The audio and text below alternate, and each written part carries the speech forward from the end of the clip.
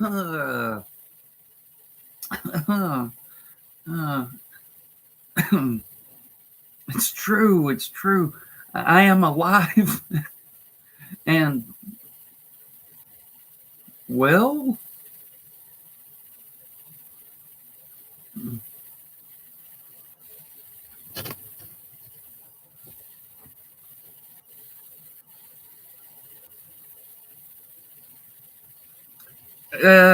Brandon, Afghanistan, baby, oh yeah.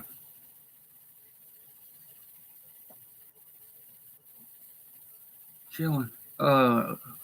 Apparently, he's a Seahawks fan, I believe, is what I was led to believe about Mr. Pressman. Oh my God.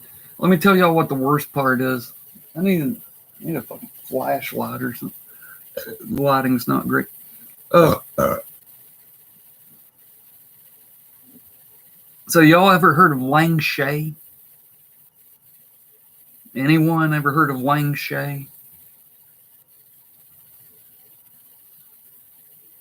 What's up, Chad? Uh, it's Japanese torture, and it translates to death by a million cuts. So they basically like paper cut you until you bleed out. That's what my damn forehead is like. The knots, they pretty much went away. It's still a little swollen.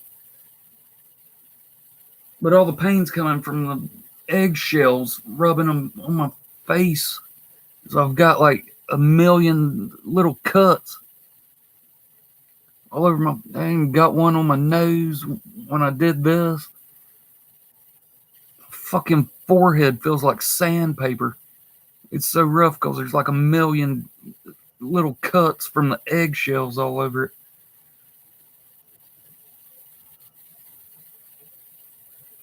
I have had a couple of like lucid thoughts though. Like sometimes when I'm talking, I can actually like string together complete sentences. Like, I mean, I've been sleeping damn near constantly, but what's a concussion? This is fucking trash talk. Your team gets beat by 38 points. You deserve to go through some shit. I mean, that's all that is. You had to have known those were frozen. I knew that a couple of them would be, and I was willing to take that hit. I didn't know that 9 of them would be.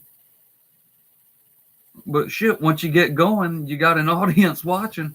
You just got to go for it. I mean, but I was like, okay, so if like 2 of these are still frozen, that'll be good because you'll hear the thud and it'll be funny. I didn't know that 9 of them would be, and it'd swell me up like a damn pumpkin.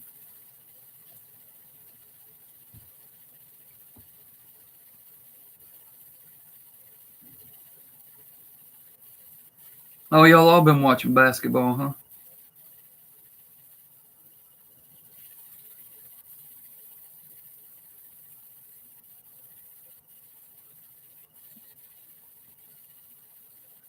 Michael D, there you go. Death by 38 eggs. I never knew what Lang Shay was, but there's a metal band that's named Lang Shay. I don't listen to metal, but I'm wondering what the fuck my hair's trying to do. But my guitarist, my lead guitarist and drummer, and From the Burning, they're big into metal. So I found out about Lang Shay, the band, through them, and I was like, the hell is Lang Shay? Is this some Japanese band or something? And they're like, no, it's Death by a Million Cuts. Some cattle dog. Any given Sunday, right? We beat you worse than the 49ers did. And the 49ers straight up whipped our asses.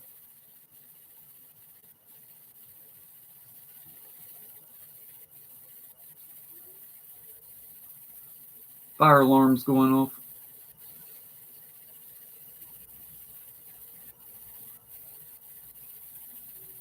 Somebody's house is on fire.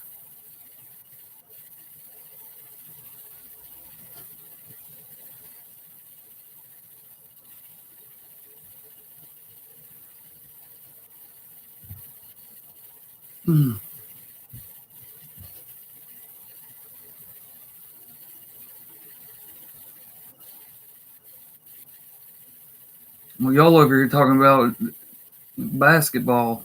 You're out of my damn league.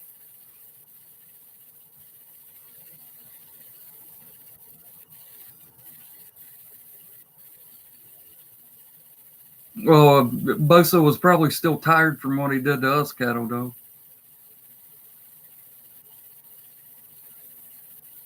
Yeah, Darth, that's going to be good. I think Tom Hanks is probably the best actor of all time. And Mr. Rogers is just, he's Mr. Rogers. He's the nicest dude to ever live.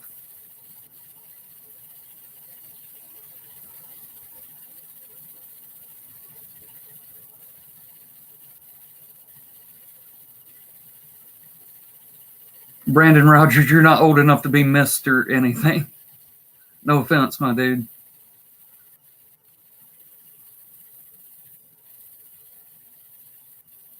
JP, what's going on?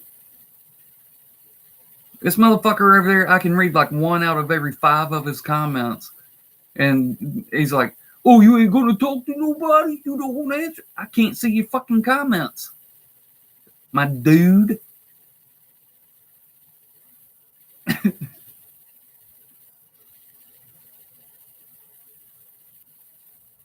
Yeah, the money pit is fucking awesome. He's just, I mean, he can do it all. He's funny as shit when he needs to be, and he's serious as shit when he needs to be. He's just a damn good actor. Cool story, JP.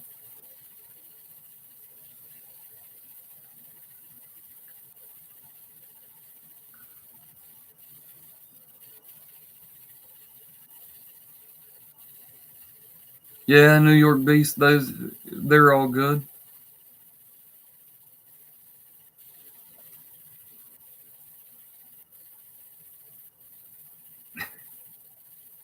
I had to do that, New York Beast, because people kept timing him out.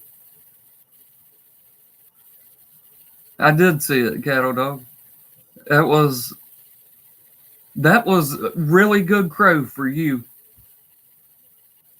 It wouldn't be that good for anybody else, but we all know you're not exactly the king of crowing. Well, Cattle Dog, shit, did you see my crow to him? I know he didn't like that. None of them like that shit.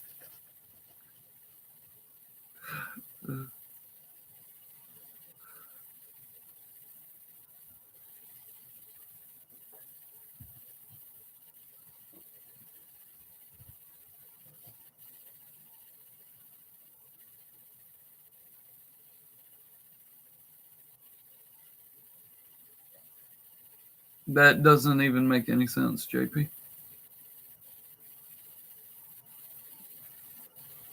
Oh, Cattle Dog, that hurts. Me saying you're not exactly the king of crowing. Am I giving away secrets?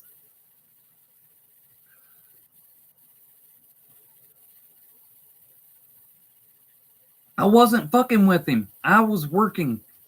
I wasn't off until Wednesday. I told him I'm not off until Wednesday. I wasn't fucking with him. I said I'm off Wednesday. And he's like, you could have just went to the store and did it. I made a fucking production out of it. There's no just go get some eggs and smash them into your face. I'm 8 camel toes, damn it. I don't make bets. Not very often. And when I do and I pay them, I make it a fucking experience. Because the bets I win, I would like for the people that I win bets against to do the same for me.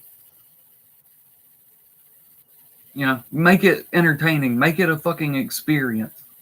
Make it a video that people not involved, fans of other teams that shouldn't care about it, still want to come and see.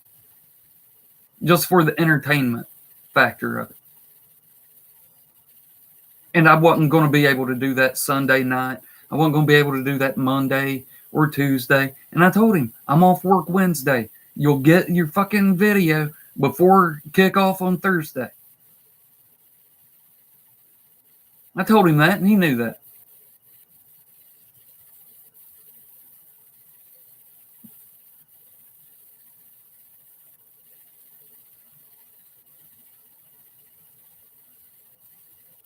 JP, why do I give a fuck if they mention me? What I spend, like 20 seconds a piece on them? I didn't have shit to say to them. Everybody knew who I was going after. You a salty bitch. You stay that way. 49ers and Saints should be a good game. But then again, fuck, I thought 49ers and Panthers was going to be a good game. So what the fuck do I know?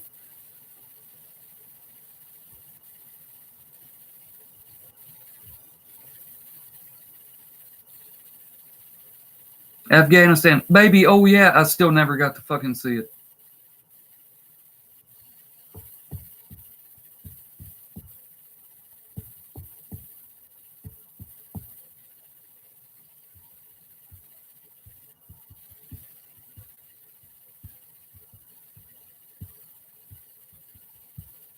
Yeah, you're right. They are. This shit right here is what really is. What's up, Kremlin? Is what's really fucking pathetic to me. Motherfuckers all the time be saying, "Oh, I got you, man." It's really hilarious if I'm like just commenting, like if I'm in a chat section and people are like, "Oh my god, oh look how worked up he is," and I'm sitting here like like dying, laughing at everything that's going on in there. Oh, I got him mad now, and I'm like, "Yeah, I'm fucking pissed." Bitch made fucking pussies do that shit. People that know they can't get up under my skin. It's fucking sad and pathetic.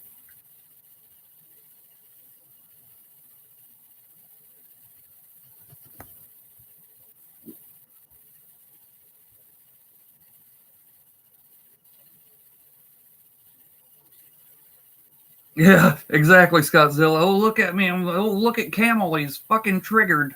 Look, he's so triggered.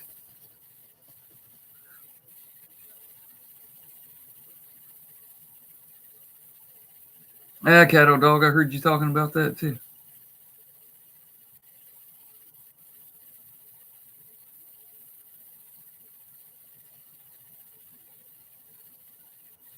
I hate to hear that, Afghanistan. Baby, oh yeah.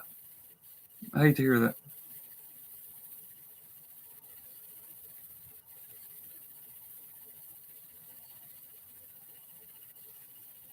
Yeah, Mullen. Hey, Mullins, don't be acting like you're going to burn somebody.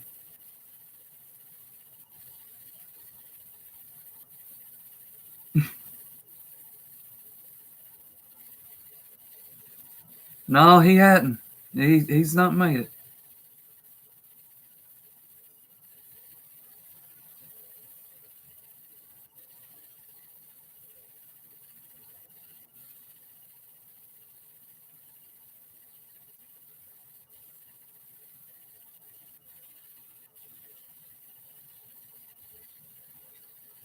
Oh, and I don't guess he'll be in here tonight. He still says he's blocked, which he's not. I went to his channel 3 different times, and he's not. He keeps saying he is. I don't know why.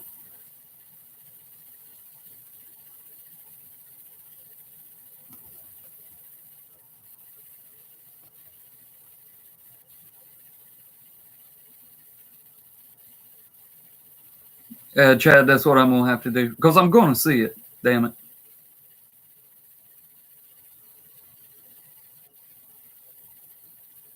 Oh, I definitely do.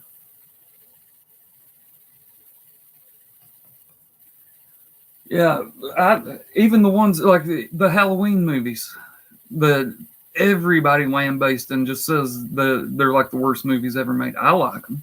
I think they're good.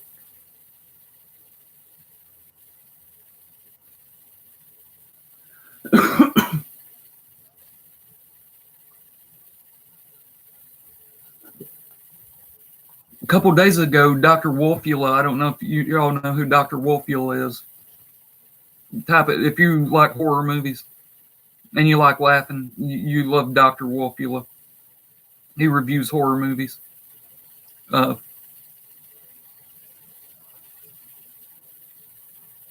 he did House of a Thousand Corpses, but he kept calling it.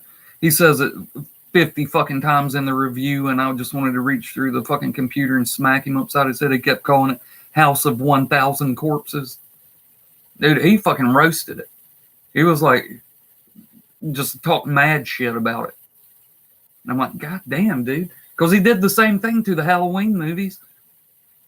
When he reviewed them, he just is not a fucking Rob Zombie fan.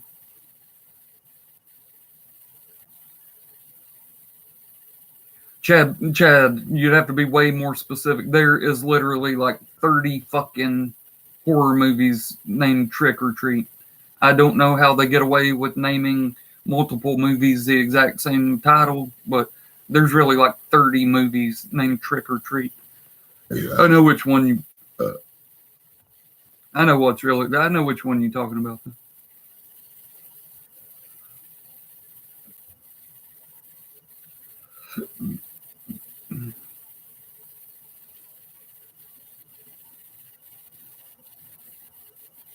I like Afghanistan. Hey, I like how in the second one it was more of like a Hellraiser type of movie. It was more imagery and it was kind of less slashery and more like what you call it.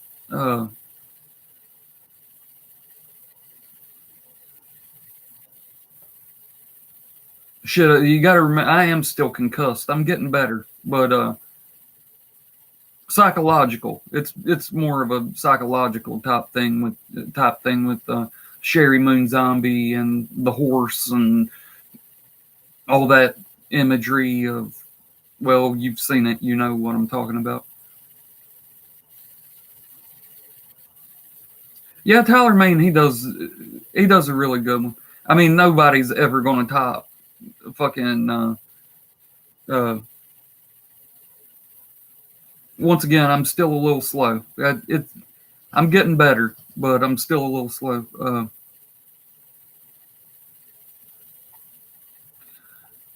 What the fuck is his name? Y'all know who I'm talking about. God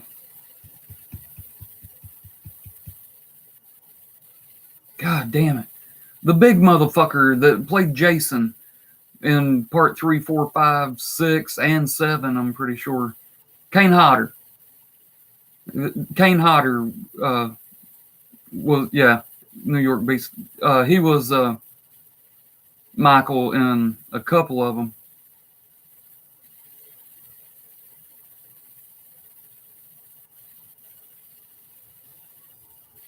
Jar Jar Binks.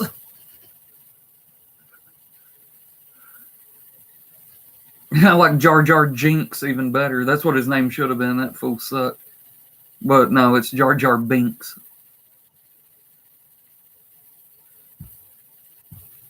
Misa need to make a video.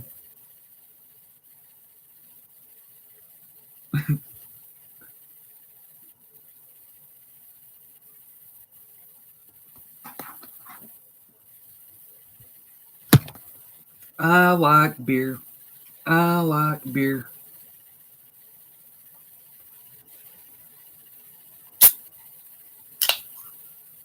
Mullins, after the third one, or second one, I thought the first one was fucking amazing. It's one of the greatest horror movies of all time. That twist at the end, never saw it coming.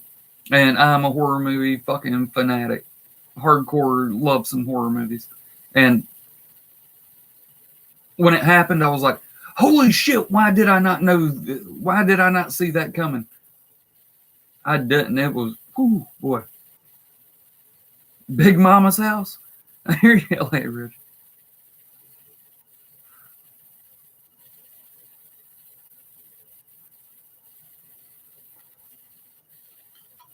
I don't know what that is.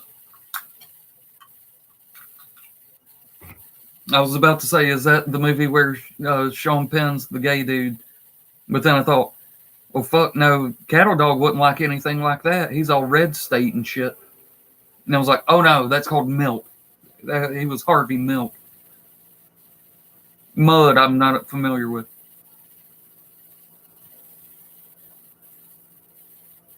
Saw is good.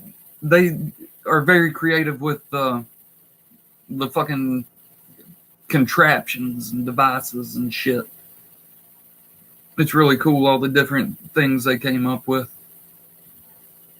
Yeah, Chad Barra is like one of my all-time favorites is 7. Sorry, I'm getting older, so when I need to fart, I have to be very careful so that I don't shit on myself. That's what that was. Cattle Dog, you know the look on my face that I just had. I know you've been there.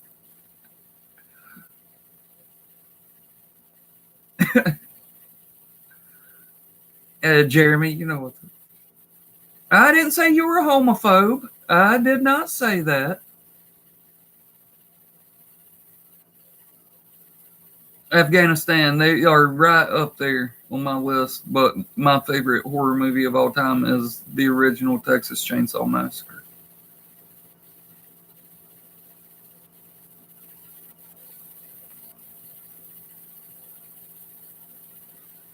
Cattle Dog, I know you be farting and being like, don't shit on yourself now, Cattle Dog. Don't do it. Don't do it.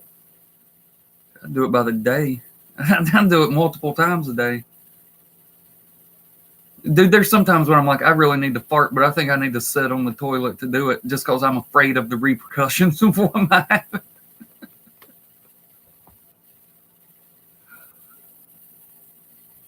Yeah, Chad. I think his name is Preston. I'm pretty sure his name's Preston.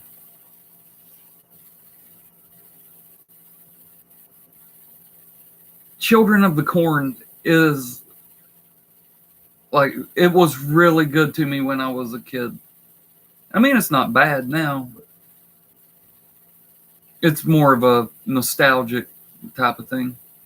They could probably do a badass remake of it. The I don't eat, JP.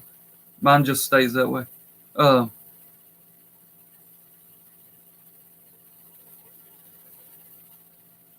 fuck was I talking about? Oh, Children of the Corn. That's in Skeleton Crew, the book of short stories. That thing is like 2.5 pages. That's the entire fucking story. It's in Skeleton Crew, which is all Stephen King short stories. And they made a full-length movie out of 2.5 pages of story.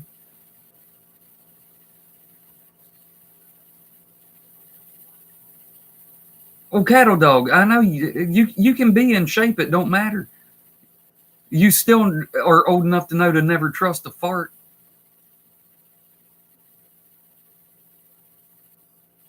He was a little bitch, Chad.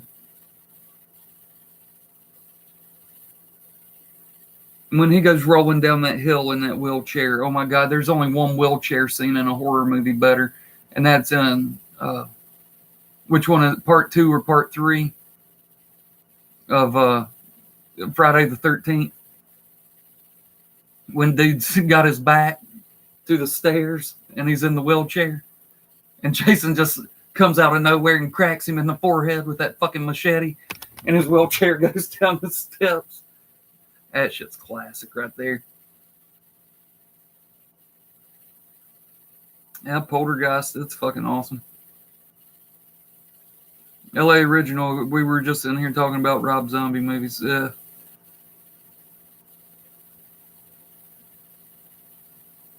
I'm a huge fan. Huge fan of all of his movies. Who mentioned Lords of Salem? Dude, that movie, I was at home alone. My wife was at work, and my kids had went to spend the night with their grandparents or something because it was on a weekend. And I was in the bedroom laying on the bed watching it. Dude, like, it freaked me out. Like, there was one part where I paused it and I was like, I swear to God, I hear something in the living room. What the fuck is going on? And it was like, I actually had some real fear for a split second. I was like, man, I swear I hear something in there. This is freaking me the fuck out. It's hard for me to find movies that will do that. But yeah, I thought Lords of Salem was really good. Yeah, Afghanistan. Dude, I watched it 3 times and I'm still not sure exactly what the fuck's going on. Like, she has the devil's fucking baby and shit, and I guess I don't. It just the imagery is really good though.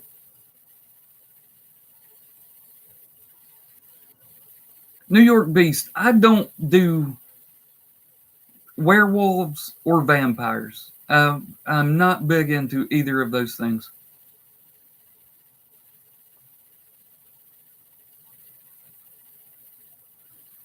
Albert Fish is a role model of yours, Scott Zilla.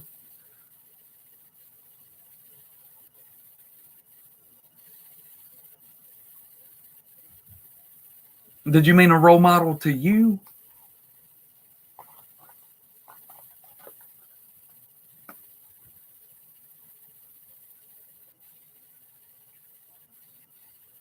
Oh, when it comes to horror, oh shit, dude. You don't want them to have a big budget. You want them to have just enough of a fucking budget.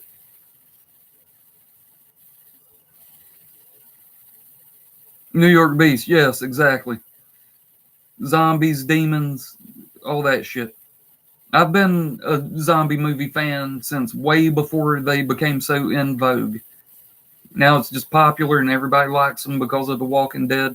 Dude, I was watching Night of the Living Dead, Day of the Dead, Dawn of the Dead, fucking before anybody knew who the fuck George Romero was.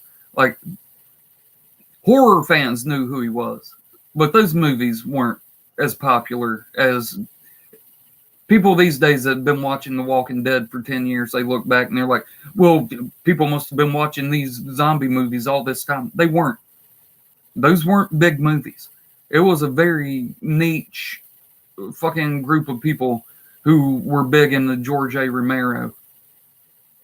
The people probably knew George Romero more from Creepshow, working with Stephen King on Creepshow and Creepshow 2, than they knew. Everybody knows Night of the Living Dead. Nobody ever talked about Dawn of the Dead or Day of the Dead, though.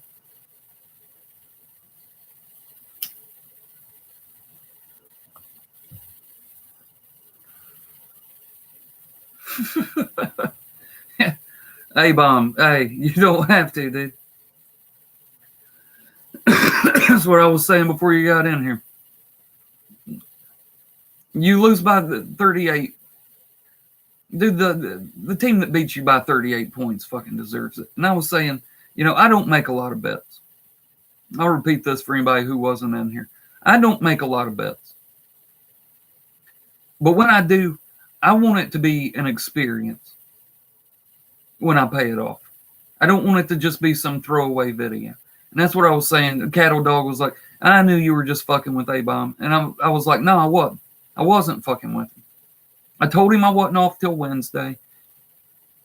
I told him that I wanted to make a fucking production out of it. I wanted fans of other teams who normally shouldn't give a shit about a Panthers fan paying off a 49ers fan in a bet. I wanted everybody to be entertained by it and make it a fucking spectacle. Make it a fucking event. and I wasn't off until Wednesday. And I told you that I'd get it done by Thursday before kickoff. And I mean, because if I win a bet against somebody, I want them to put effort into it. I don't want them to half-ass their fucking crow to me, their fucking bet payoff videos. I don't want them to half-ass. If you got balls enough to bet on your team, then you should have balls enough to be fucking entertaining in your bet payoff and not just fucking make some throwaway video. Make a fucking event out of it. Make it a fucking spectacle, dude. That's how I do. Every time I've lost a bet, that's what I've done. Sports Live, because the chat moves fast in here, dude.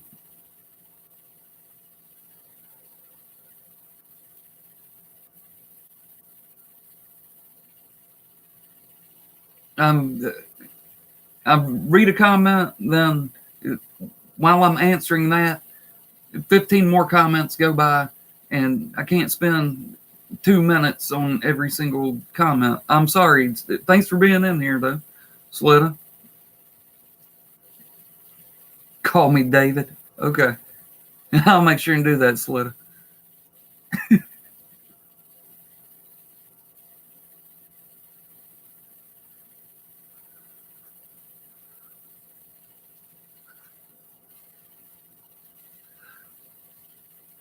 Yeah, see, LA Original knows. I'm still getting over it.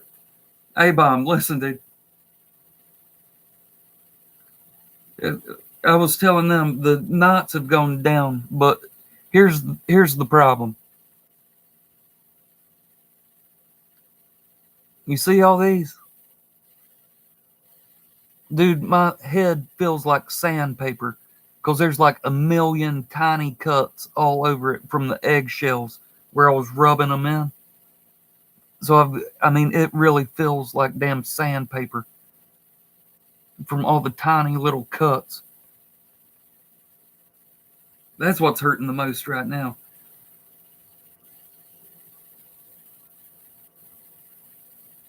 I used some ice, and then I used, do I have any more of those in here? Yeah, and then I used this BioFreeze because I know it takes down swelling.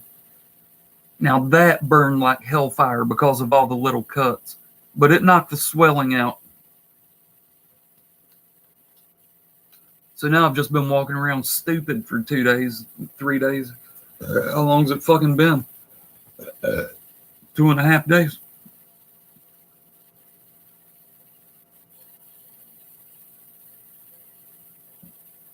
Slitta, here's what's up. People have been asking me this.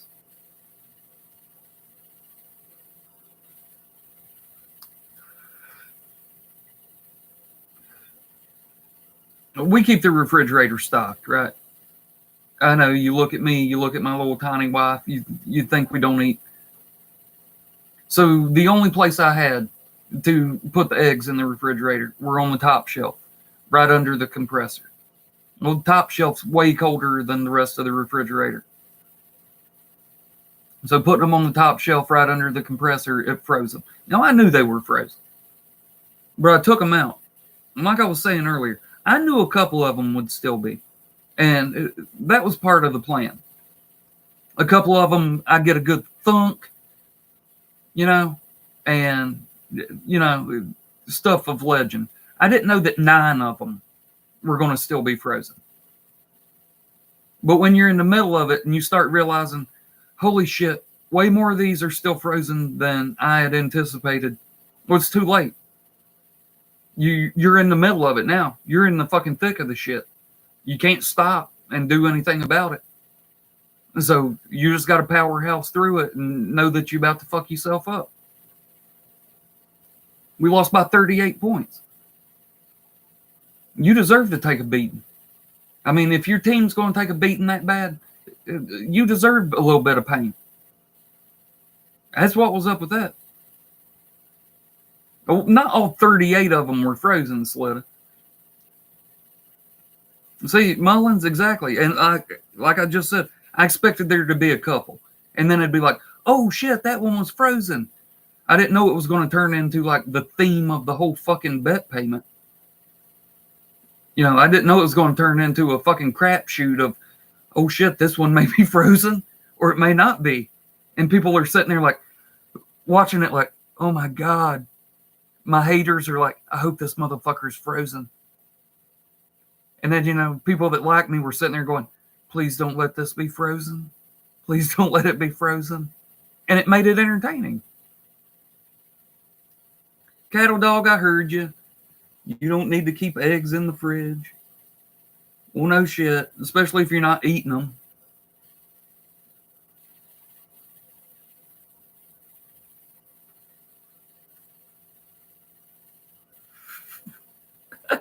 Frankie G, that one got me. That was number, 36. Number 36 really snuck up on me because I was like, okay, sweet. I know this one's not frozen. Thunk.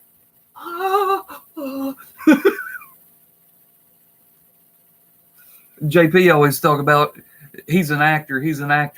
You saw my face. There was no acting. That was, and you heard the thumbs. I always want to say thunk because that's what it, thunk. You heard the thunks. You saw my face. I'm not going to be JP and say I was acting. There was no acting. I'm not Tom Savini. I'm not the master of special effects. That was all real.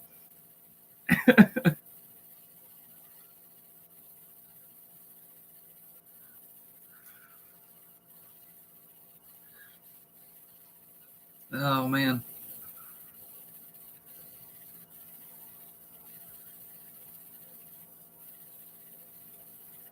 Oh, look, Tom's apology letter is in here. What is up, Tom's apology letter?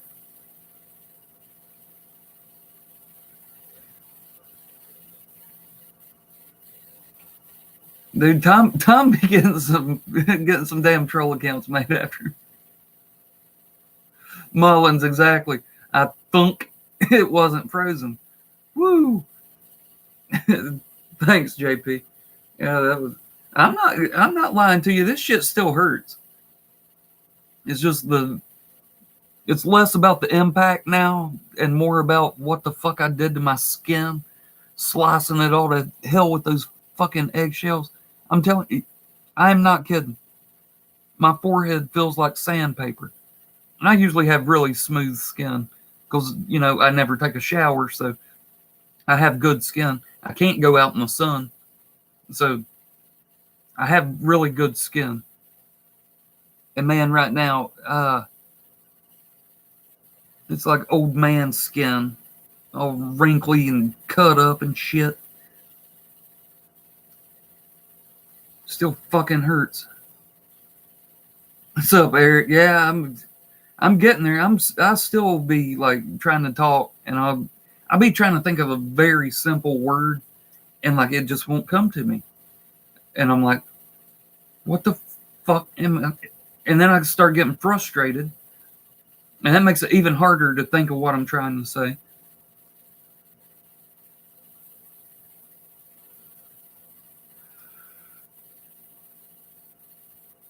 It's like A-Bomb said, it was like slamming rocks into my forehead. You can't just go out and do that and think that you're not going to have any effects from it. It's going to fuck you up for a minute. I mean, you want to pay off a bet and make it legendary, or you want to pay off a bet and have everybody go, nah. Like I said, I don't make a lot of bets. And when I do, if I lose them, I want to make an event out of it. I want it to be something that people talk about. I want it to be something that people respect and say, listen, here's a guy that you can trust to make a bet with. I've always been that way. Ask JP. I've paid off 10 fucking bets to JP, but I didn't lose. And I'll pay him off just for the respect factor of it. I told him I wanted to do an eyebrow bet, and he said, I'm not shaving off my eyebrows. I said, cool. I shaved off my eyebrows. I said, I want to do a butter bet, a quarter pound of butter. He said, I'm not doing that. I said, cool. Went out the next night and ate a quarter pound of butter. Mosh says, drink half a beer, fill the can back up with hot sauce and drink it. JP said, I'm not doing that. I went out the next night and I did it. We hadn't even played the game yet, and I paid off 3 bets that he wouldn't accept. Just to prove that even if he was too big a pussy to accept the bet, I wasn't too big a pussy to pay up. I've been that way the whole time I've been in here. Because I want people to know that if they make a bet with me, they've got no worries about it getting paid off. It's how I was raised. You know, I don't know if it's like a Southern thing or if I was just raised right, but that's it. I like having credibility, because credibility can be really hard to earn, and it can very, very quickly be lost. It's damn near impossible to gain, and it is so easy to lose. And I like having it. I like knowing that people are not afraid to accept a bet from me because they know it's going to get paid.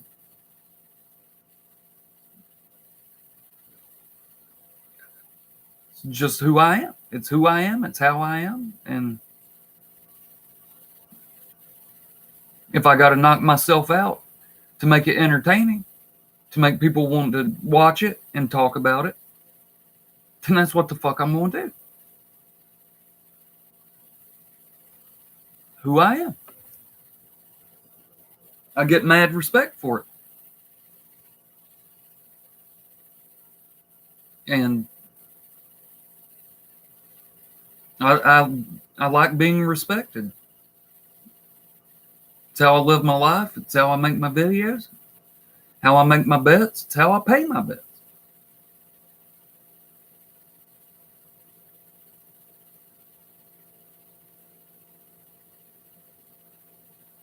It's called integrity.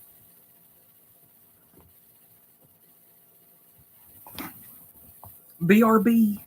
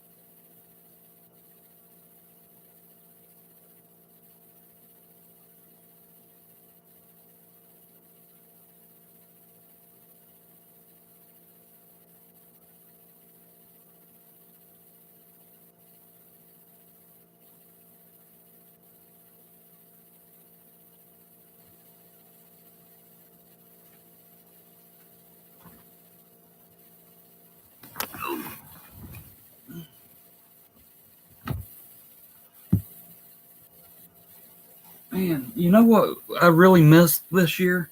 Fall.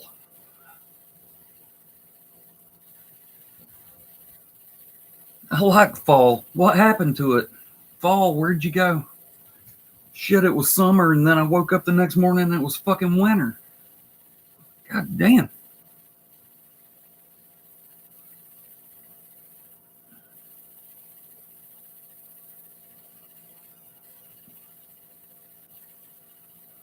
Oh no, here we go again, cattle dog.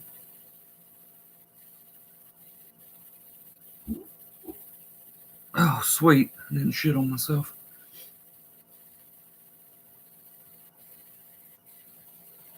Dumbass in here. What's going on, dumbass? Yeah, Mullins. There was no fall, dude. It was.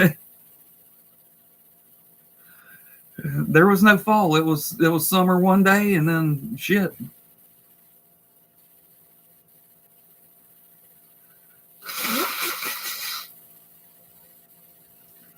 Well, this morning when I got up, it was 33.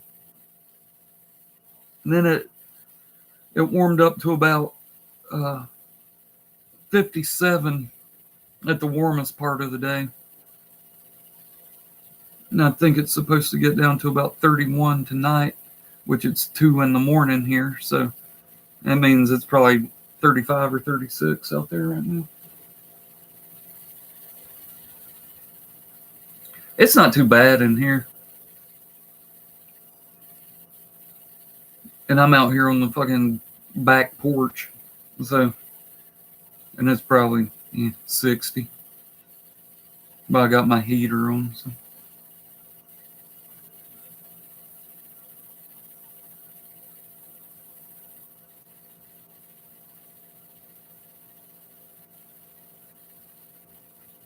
Yeah, Chad, I'd say it's about what it is. Cattle Dog, I've never known anybody who talks more shit about losing than you do. Dude, you more than anybody else I've ever seen on here like to run that fucking mouth after you lose a game.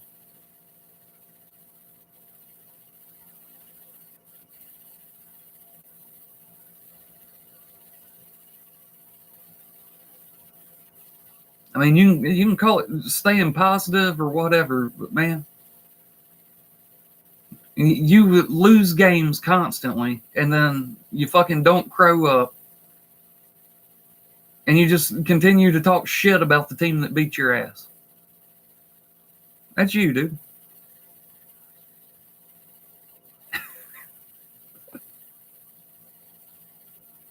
But then he says stuff like that.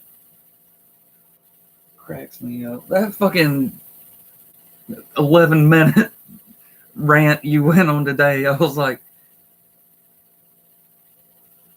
this fool just lost the game, and he's going to sit here and make an 11-minute fucking victory lap.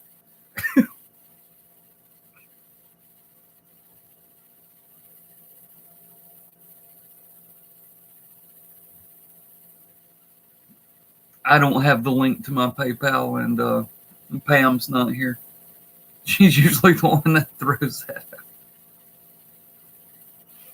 Oh, I know it's personal with A-Bomb, Jose. Yeah, I know how that is. How is it warmer in the fucking Bronx than it is down here?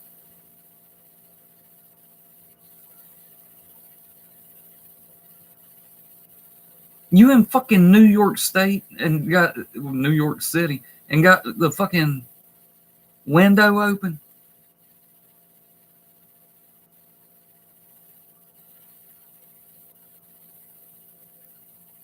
Well, you make that much money, I guess, you know. I understand that if you had won the game, winning that game wasn't going to help you pay any bills, but winning that money did.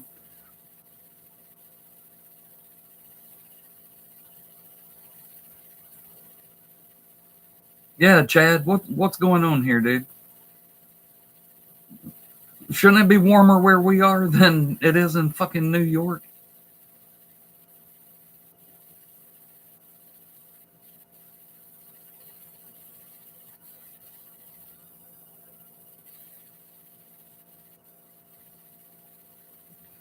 There's no fall.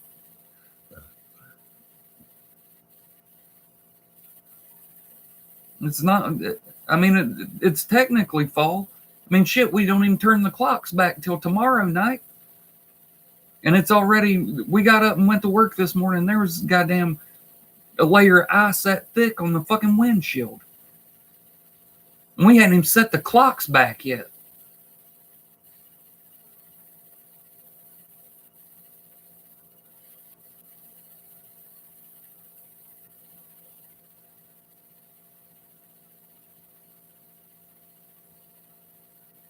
Yeah, that's it, Mullins.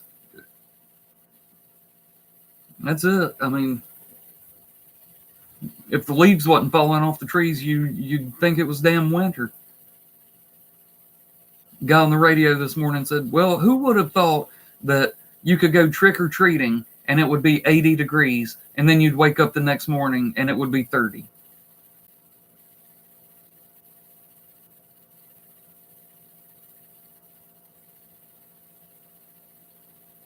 Oh, New York Beast, Cattle Dog will tell you why that is. He'll tell you why that is.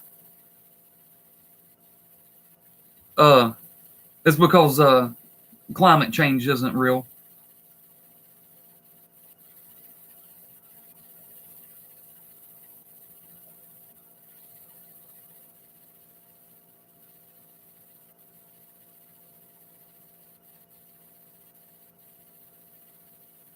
I mean, it'll be.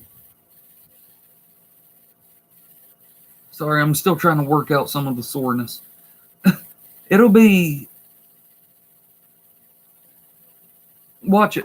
Mark my words. Like the second week of December, it'll be like 65 degrees outside.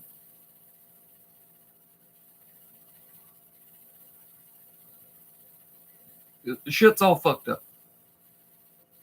Dude, last year, I can remember it was probably like 10, 11 days into December, and I was wearing short sleeve shirts with no jacket, no coat.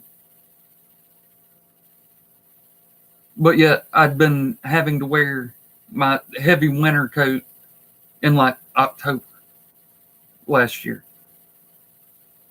It's all fucked up.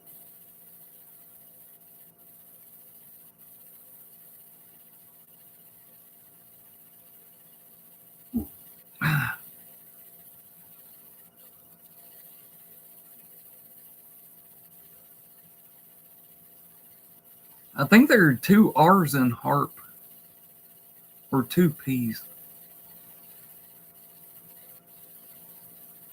New York Beast. All his quotes are awesome. Awesomely retarded.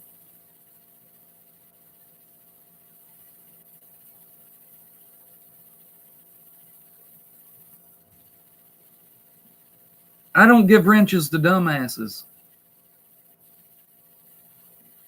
Was that a really bad joke? Here, I'll hook you up, Dumas. Report. Oh, no, that's not what I meant to hit. Hide user. Here we go. Wait, no, that wasn't it either. Shit. I fucked you all up.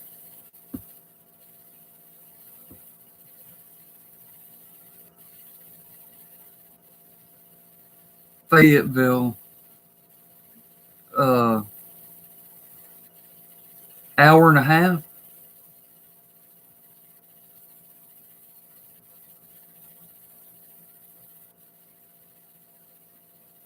Yes, Scott, you're right. Tom is the talk of the town.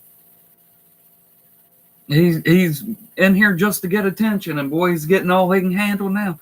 Come on, somebody get me to 10 thumbs up. That'd be awesome. I'm at 9 right now. Do it for the egg cushion. I have CNA at work. They were like, "What's wrong with you?" There's two of them. They're my buddies, and they were like, "What's wrong?" And I was like, "Man, I think I fucked my head up because I lost a bet and had to slam 38 eggs into my forehead." And the one goes, "Ooh, you got an egg cushion?" And I was like, "Now that's funny, an egg cushion."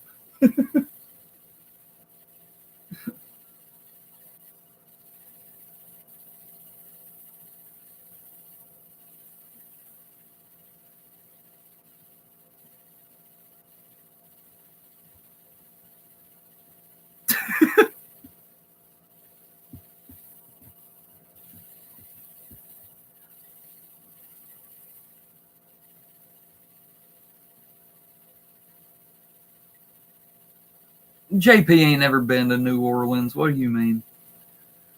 JP be living in Houston.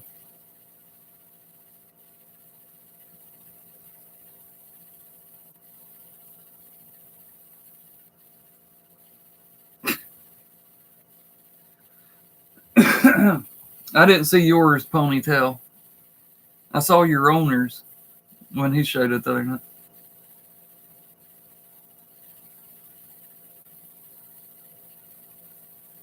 How ironic that that would be Cattle Dog's first comment after I just gave him a camel toe.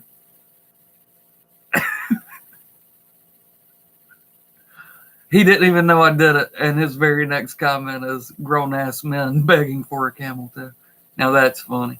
That's irony for you right there. I wasn't even paying attention to it. I know Cattle Dog's got one over on 8 Camel Toes, so I wasn't even thinking about it over here.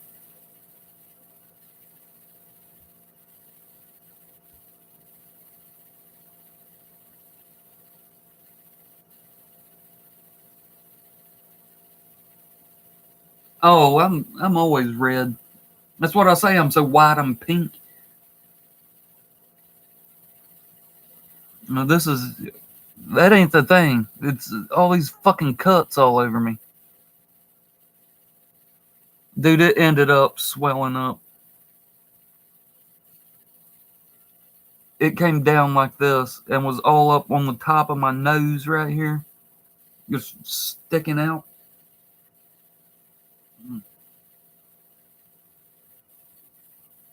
It's getting better.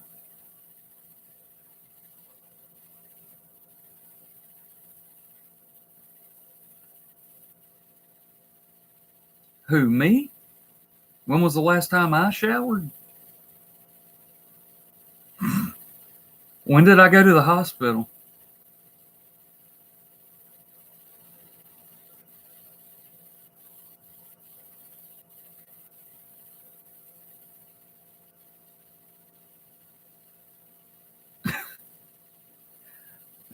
That's a comment that only JP could leave.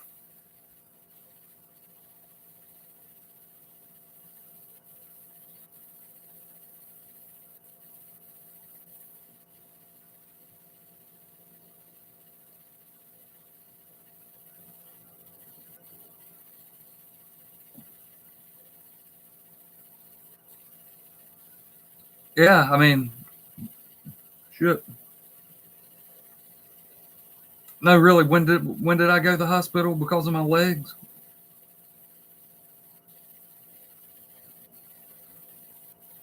Shit, that had to have been like 2 months ago. I mean,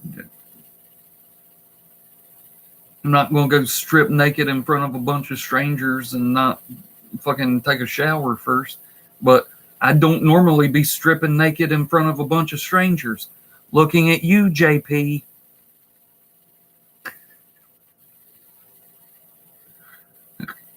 Just kidding. Calm down. Go eat your hot wings or whatever you said you were doing.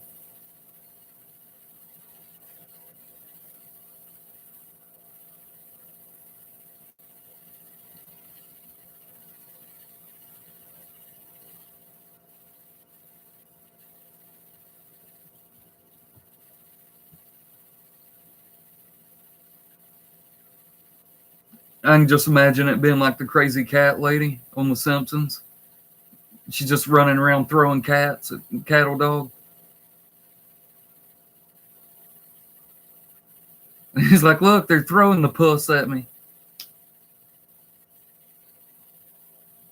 Jose, we all know about that, dude. We all be seeing that.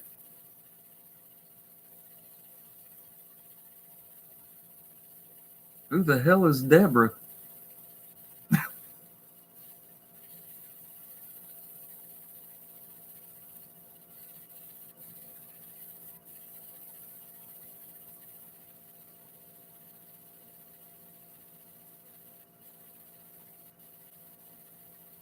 Vodka drinker, you are live. I'm alive. You're seeing this in real time. This is not a playback from before I died.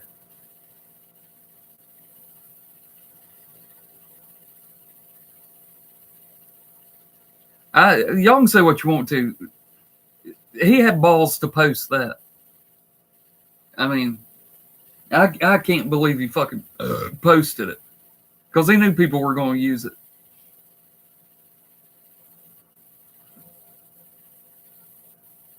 Yeah, tops and tails.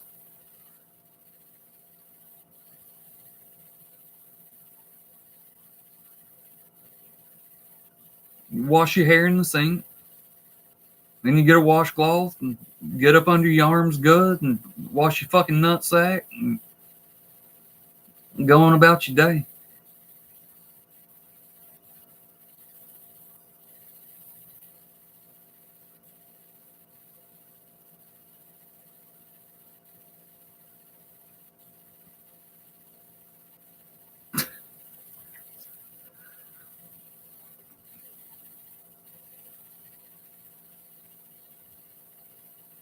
Oh, the beef between me and A-Bomb will never be squashed.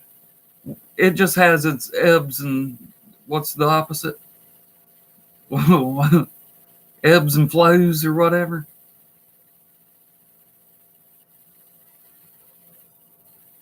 Oh, it's all. I mean, it's one of the most epic battles in TTC history.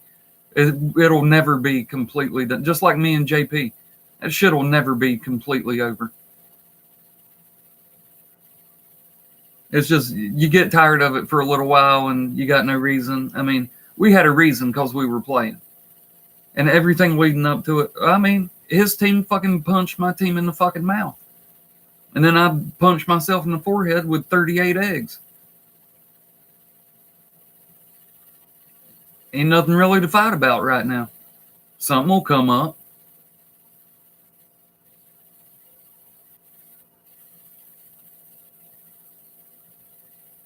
Rudy's ponytail, I've never heard that before. I like that.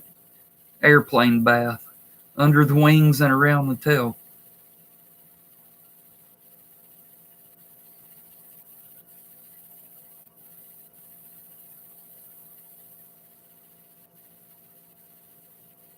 A cattle dog, don't even act like you didn't see his victory lap. Dude, he sold you down the fucking river.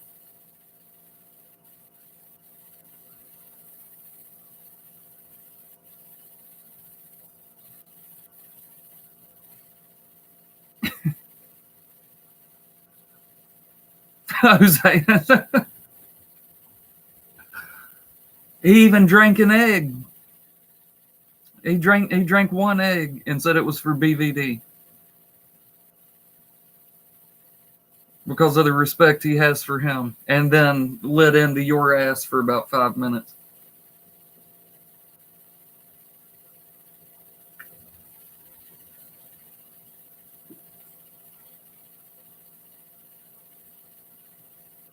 You really did fucking block him in BVD stream though. I was in there. I know there were only like 15 people in there, but you know I was one of them.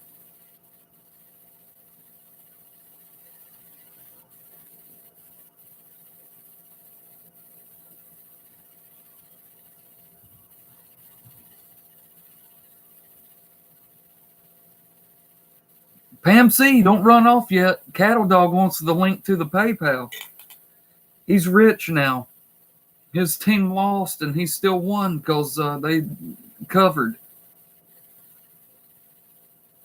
I told him I couldn't give it to him. I told him I couldn't give it to him because you were the only one that had it.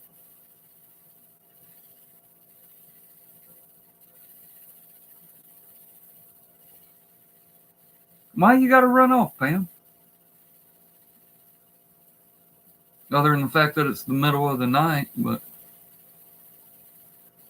I figured you'd want to be in here to see the proof that I am alive.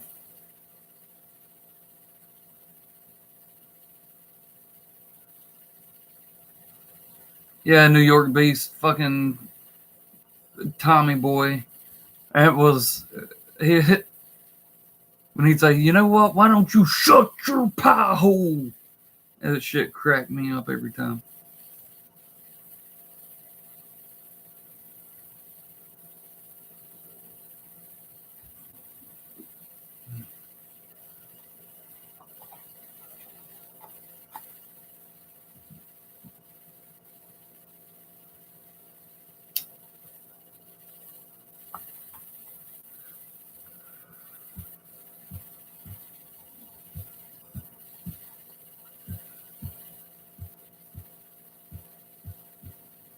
So out of 60 people, one person called you a name and it makes you not feel welcome.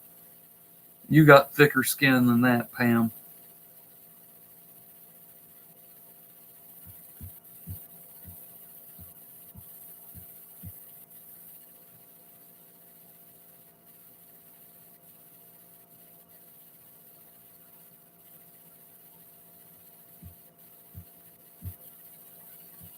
Yeah, I'll be here, Cattle Dog. I'm off this weekend. Woo, woo.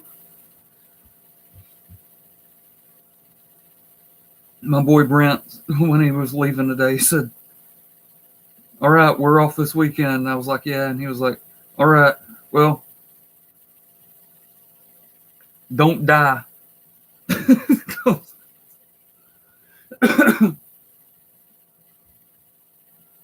I think like casual people that just like see me in the halls and shit, like they don't really notice anything. But like the people that I converse with a lot, they're like, something's fucking wrong here. And I'm like, yeah, I fucking knocked myself stupid.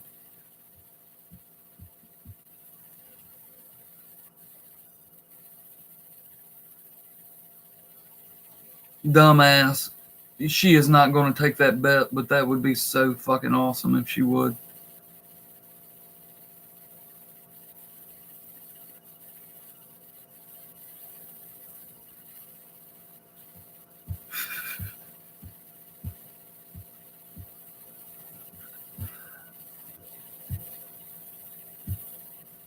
Hey, Jeremy, everything just moves slower down here, man. It ain't like the big cities. You know, things just move slower. We talk slower. We work hard. We play hard, and you know, we try not to take shit way too serious. That's why all these people are, look how worked up I got him. You'll notice that's always people from up north or big cities.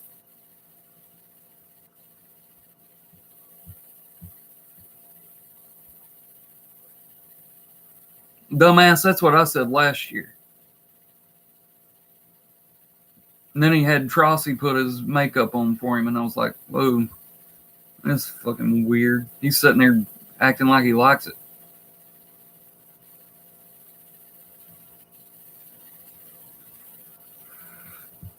Troll is like the most innocuous fucking insult on all of the internet.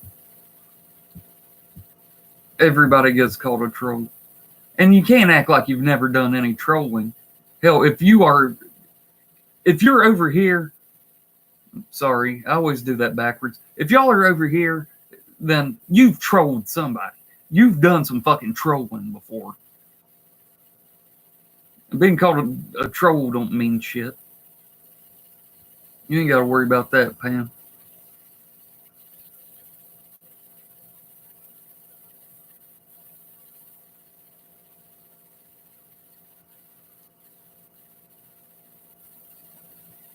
Oh no, no vodka drinker, give us a fucking beer, a front porch, and a rocking chair, and we'll keep ourselves entertained for fucking 6 hours.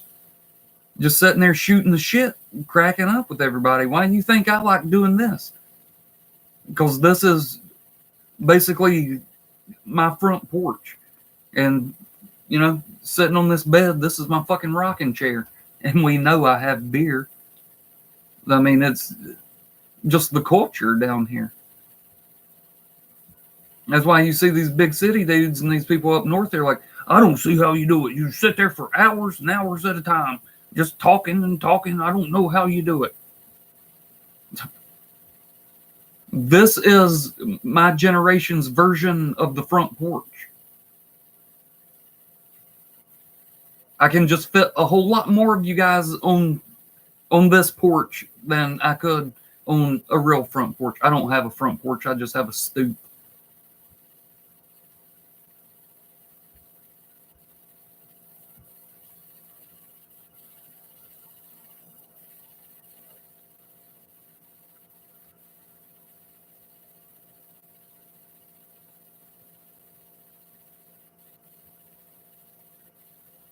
Pam, come on now. I think you're trolling me right now by being upset about it.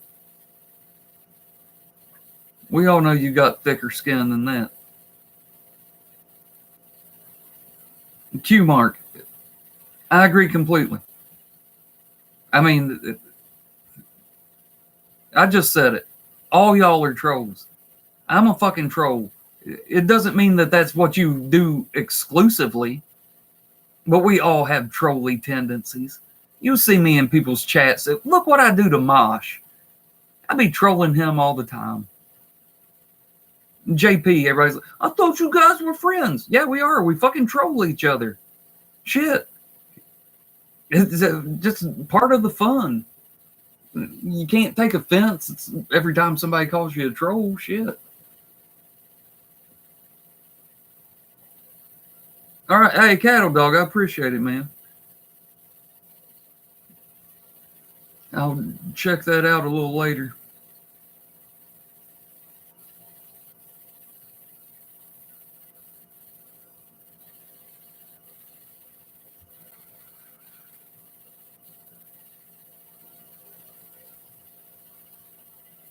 Pam, you know you be trolling. Maybe you're saying you're not trolling right now, but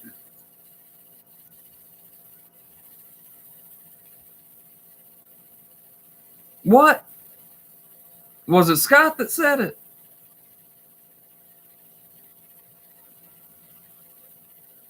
Scott, are you the one that called Pam a troll?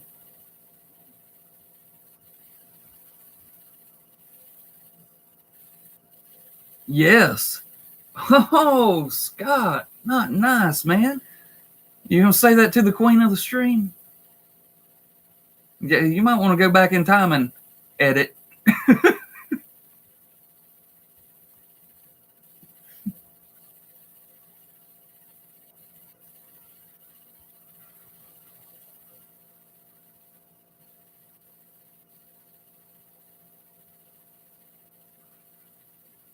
I believe that. Scott does this thing we call shit, I can comment under all the gamblers' videos. Gamblers, I mean, that's an entertaining son of a bitch right there. I don't care how much you love him, how much you hate him. That motherfucker is entertaining as a son of a bitch. See, I was trolling him when I made that video saying, you thought we were friends and all that shit. That was fucking trolling, and he knows it. It worked. Boy, it got him pissed off. He went in there with A-Bomb and got on there, and man, he just was screaming and yelling.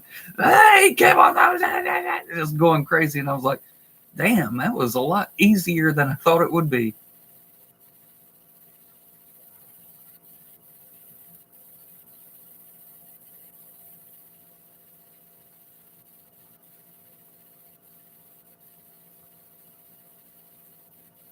It was. What do you mean gamblers never made a vid?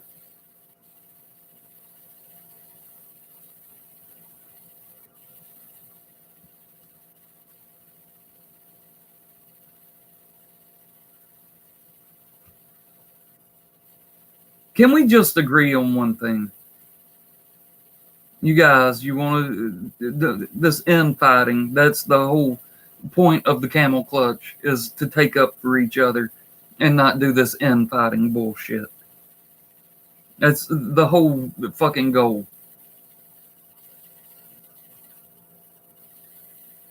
Can we just agree that the only person we really need to be infighting with right now lives in Arizona and has huge eyebrows? I mean, can we agree on that? I mean, all caterpillars turn into butterflies.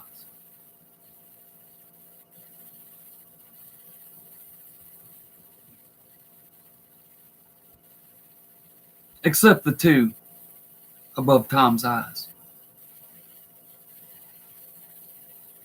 Can we not agree that that's who we're needing an apology from? Not from each other, but from him. And y'all heard me. I didn't ask for a personal apology. I didn't say you need to apologize to me. I said I'm not the one you need to apologize. You need to apologize to these people. Because you didn't just stab me in the back. You stabbed all of them in the back. Can we agree on that?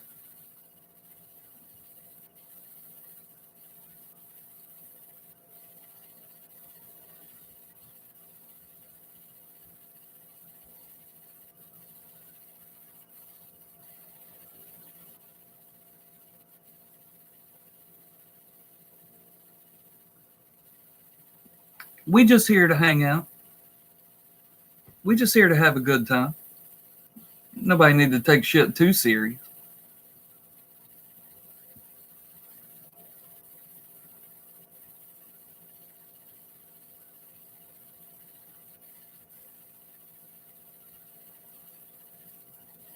Hey, no problem, dumbass. I'm sorry, I can't not say your name that way.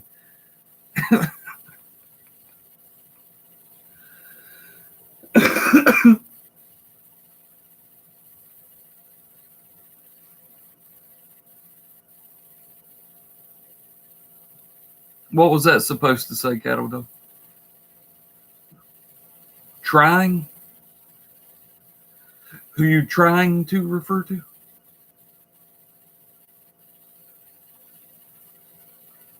It was, oh, okay. Oh, Cattle Dog. Hey, Yo Daddy, aka Q Mark. Cattle Dog does.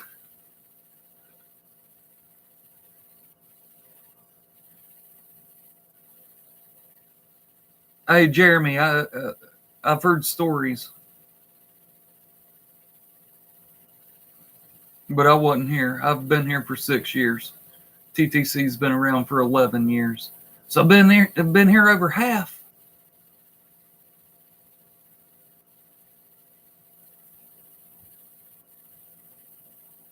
Oh yeah, Q Mark was definitely talking to Cattle Dog when he said make a video about Yo Daddy.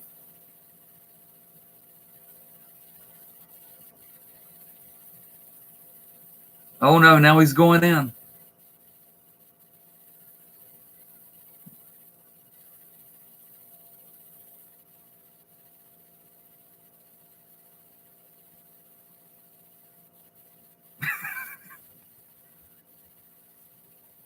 So you do know that's him, right, Cattle Dog?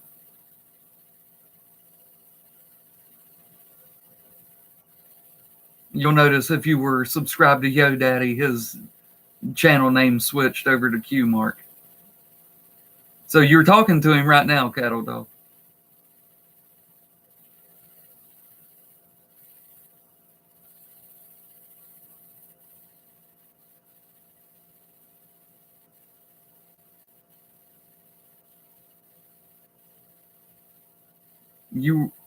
You've said that 2 times in a row now. And I still don't understand what you're talking about. I was hide on this stream. Nobody's timed you out or hidden you, if that's what you're trying to say.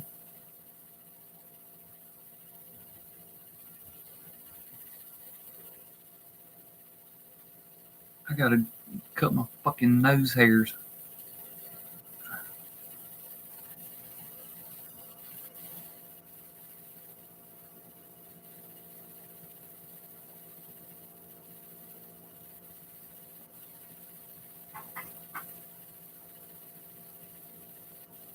I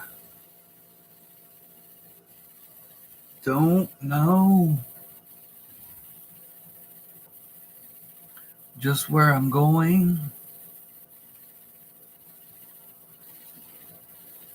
but I'm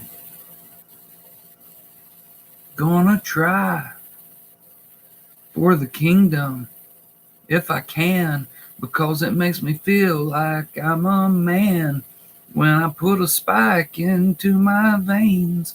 And I tell you, things aren't quite the same when I'm rushing on the run. And I feel just like Jesus' son. And I guess that I just don't know. And I guess that I just don't know. What's up, guys?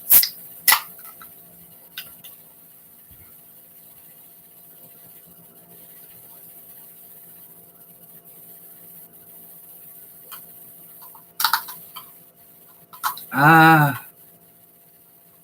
wish that I was born 1,000 years ago, riding on a great big clipper ship, going from this land into that, all with the sailor suit and cap. Oh, and I guess that I just don't know.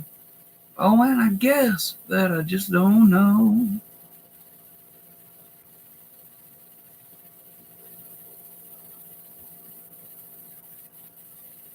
Cause when the blood begins to flow and it shoots up the dropper's neck, and I really don't care anymore about all the gins in this town and all these people making stupid sounds.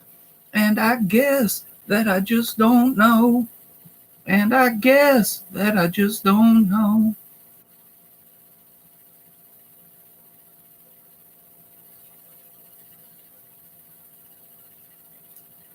Heroin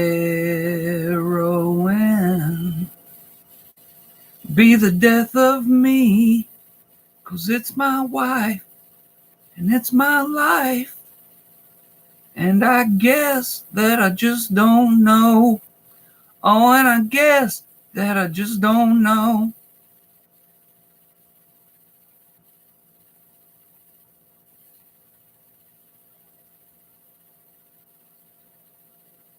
Velvet Underground there. Station identification.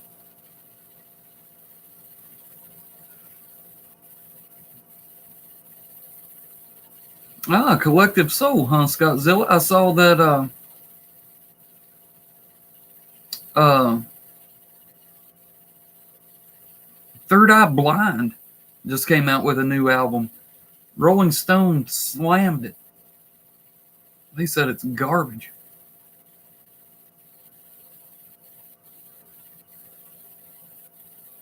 Collective Soul are one-hit wonders. Cattle Dog, as the person who runs a music channel, I have to say that's the dumbest thing I've ever heard in my life.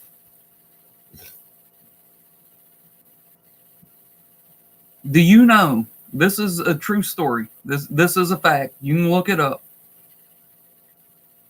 The most played band of the entire 90s on FM radio was Collective Soul. Now, I want you to think about all the bands of the 90s. The band with the most airtime on FM radio was Collective Soul. And you're saying one-hit wonders? Come on, Cattle Dog. Don't bullshit a bullshitter.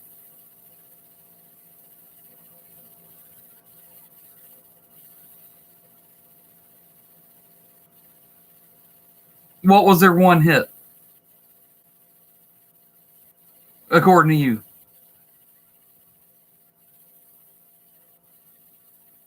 Shine? Heaven let your light shine down. That's their one hit to you? That ain't even close to being their best song.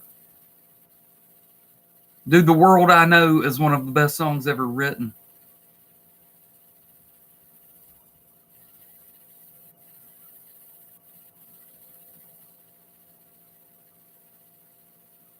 What about REM? Dude, those motherfuckers been around since like 1982. A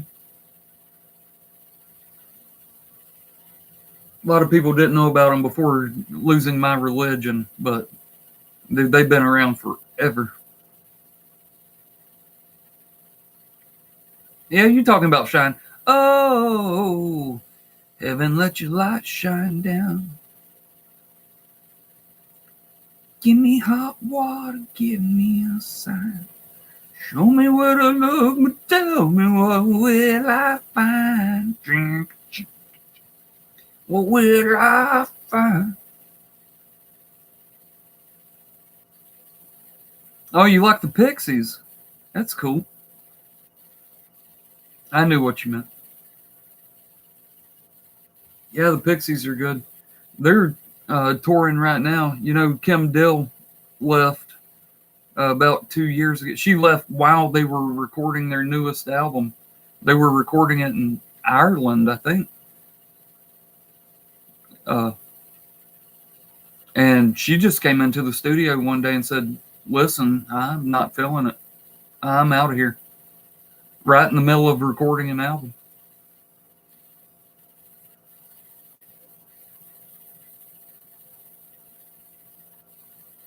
Everybody likes Pink Floyd. Pink Floyd's one of my top fives.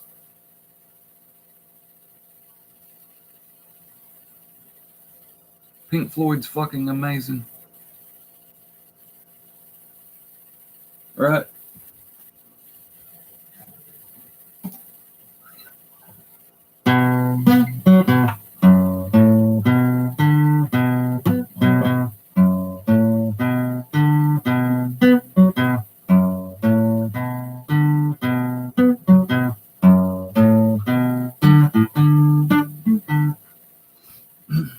Missed it.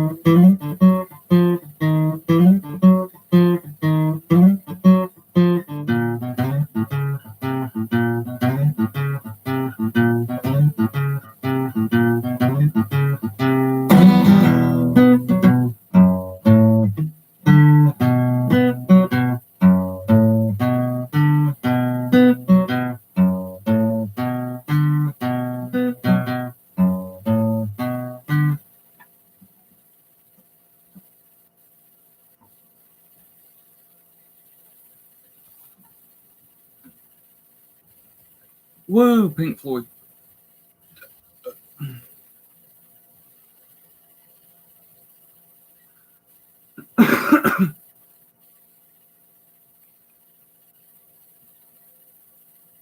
I look like Leonard Skinner. I look like a gym teacher. Or you mean like the members of the band? Vodka Drinker, that's my favorite. Definitely top three. Smashing Pumpkin songs. I fucking love that song. I mean, just a stay cool, relax, and be somebody's fool this year. Wow, wow.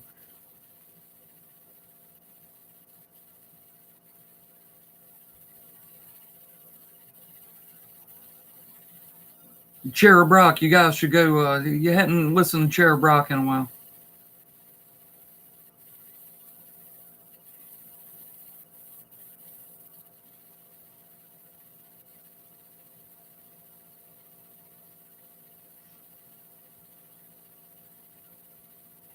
All right, Cattle Dog. I can't believe you called it the bar. Wait, even where you are, it's almost 1 o'clock in the morning. How the fuck are you going to the bar at 1 o'clock in the morning? Or you mean like the bar in your house?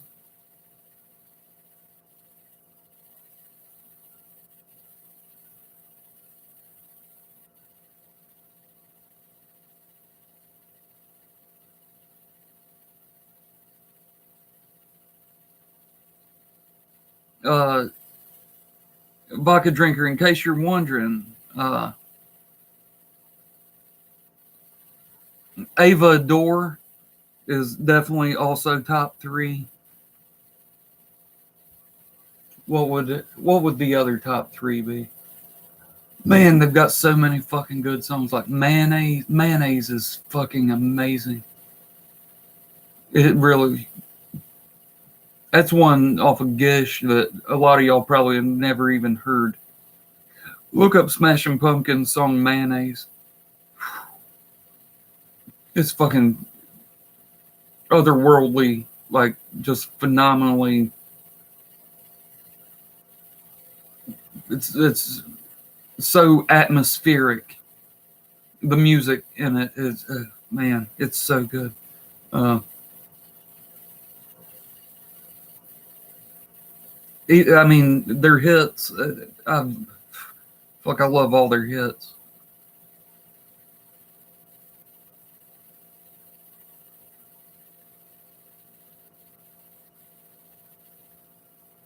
Tonight is probably like if if you're making a Smashing Pumpkins playlist, like like a set list. Tonight is one of the best opening songs you could open a set with ever. Just because it sets the tone. The whole song is about, hey, here's what we're going to do. We're going to do it tonight. You know, we're going to crucify the insincere tonight. Tonight. The impossible will be possible tonight. I mean, what a great fucking song to be able to open a set list with. Fucking amazing.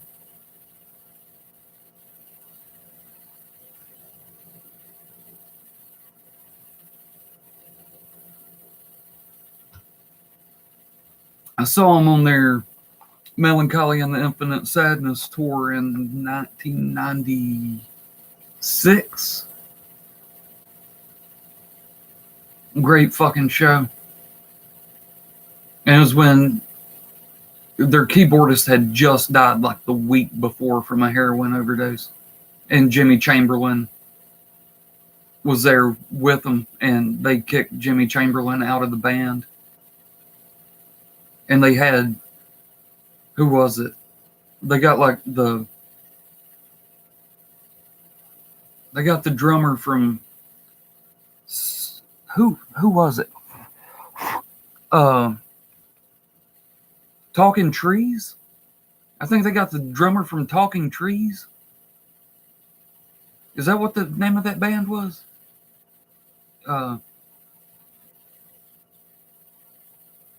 Shit. Sorry, I am still fucking concussed. Bear with me.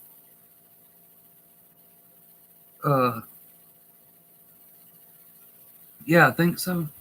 But it was when they had him playing drums. And I don't mean this to sound fucked up. It's just facts. They did not replace the keyboardist. Like, they just didn't have keyboards. It was just the four of them.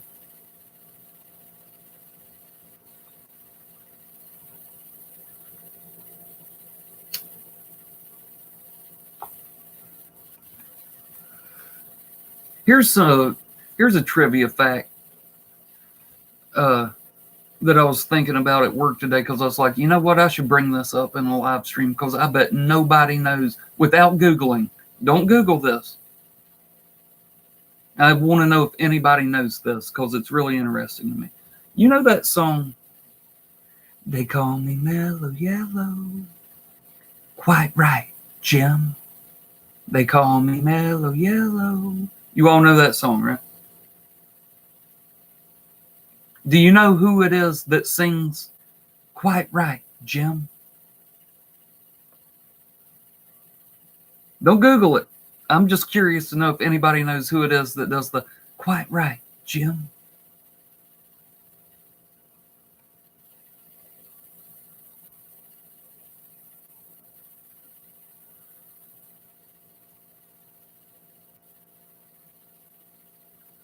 Oh, 5 rings. Why don't you share, dude?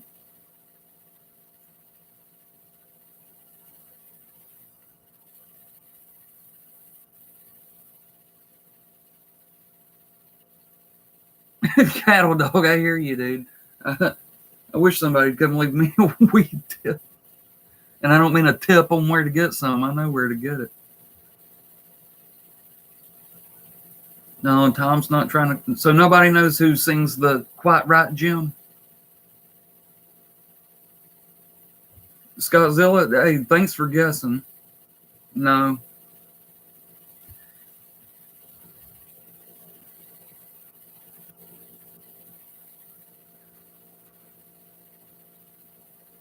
You do know the song, though. They call me Mellow Yellow.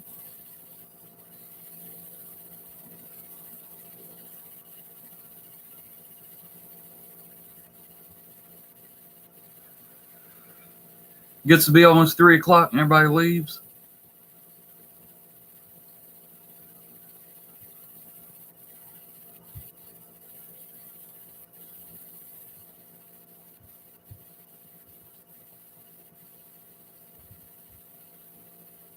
I don't even think that they credited him in the liner notes. This is one of those facts I heard like 20 years ago, and I was like, man, I bet nobody fucking knows that. Scott, you can quit guessing black dudes. It's a white guy. But at least you're guessing.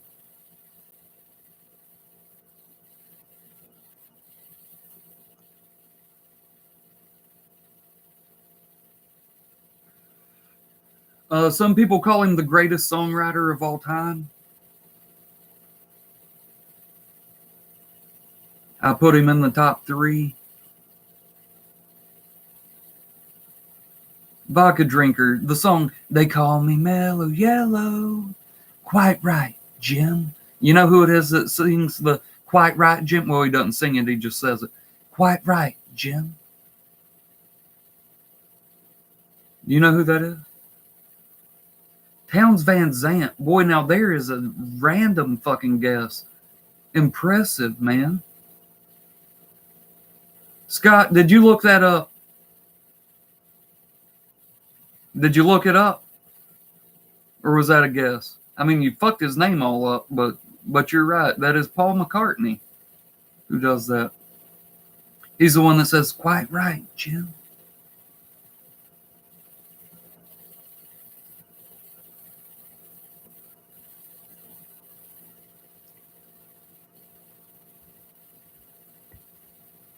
I think that's a pretty fucking interesting fact. People have heard that song their whole fucking lives and probably didn't know that that's Paul McCartney that does that.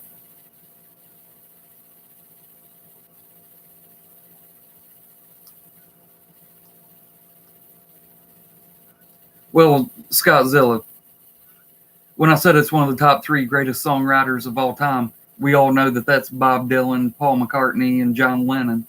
So you knew it was one of those 3.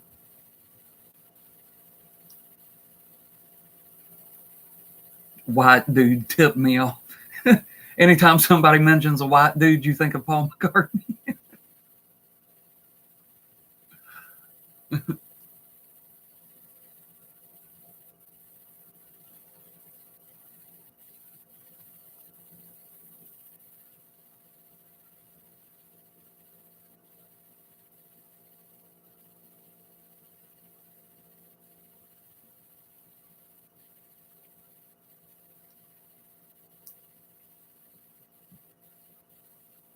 Lonesome Nada. Curtis Lowe.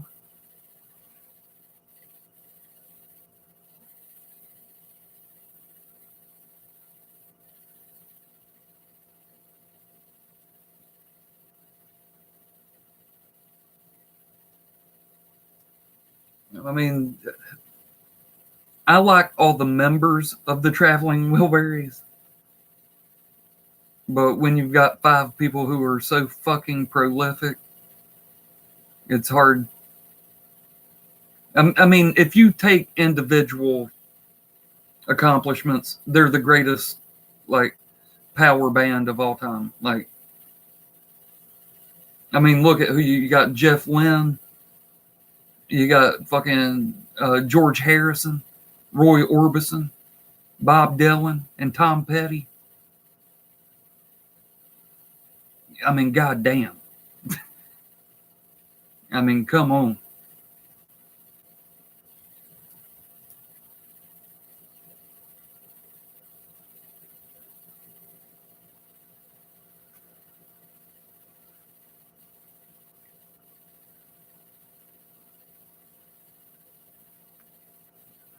You got that many people together in one band, and you can only have one hit.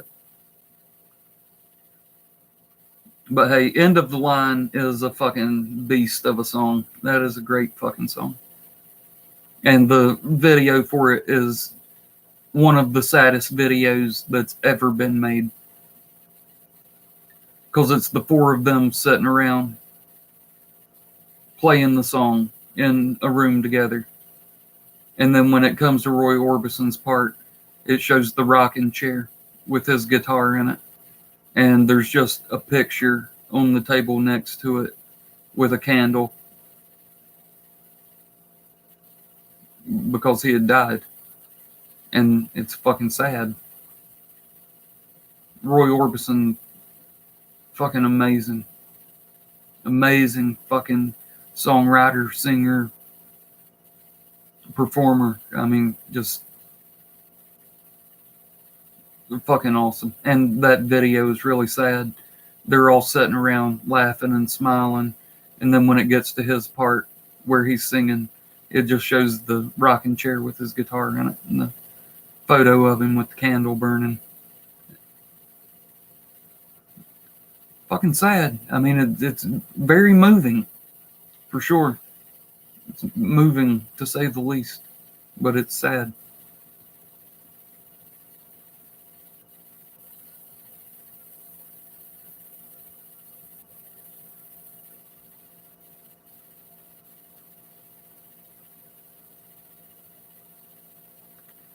See, you just in here fucking trolling. Fucking Molly Hatchet.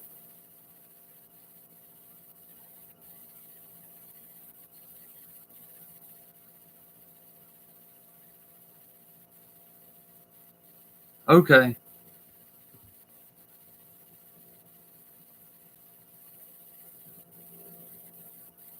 We talking about Jeff Lynne, fucking George Harrison, Bob Dylan, Tom Petty, and Roy Orbison. And you're going to compare Molly Hatchet to that lineup? Dude, you got to be fucking around. I mean, you got to be fucking bullshit. You're going to put Molly Hatchet up against a lineup of fucking just five of the greats of all time.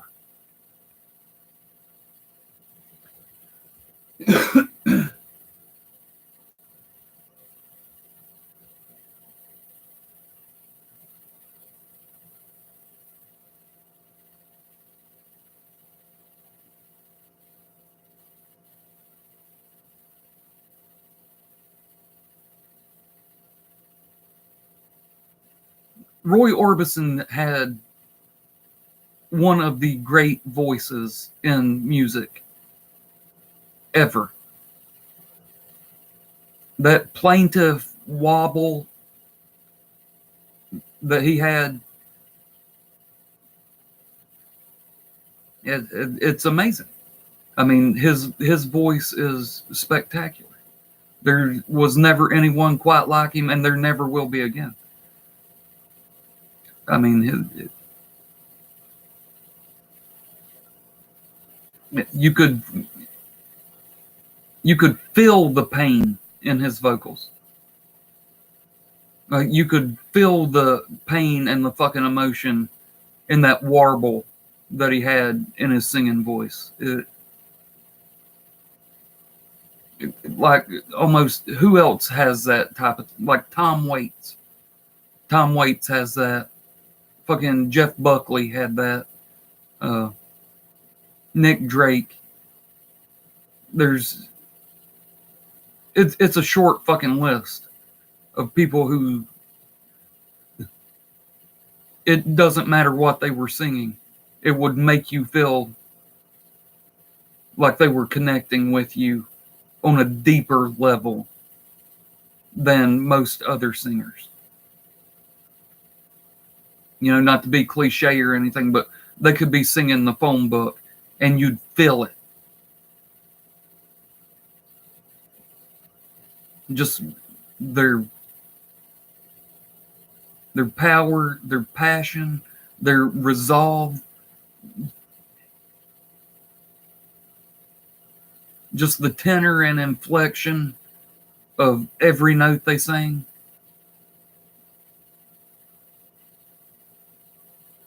It takes special talent to be able to do that. And Roy Orbison had it in fucking spades.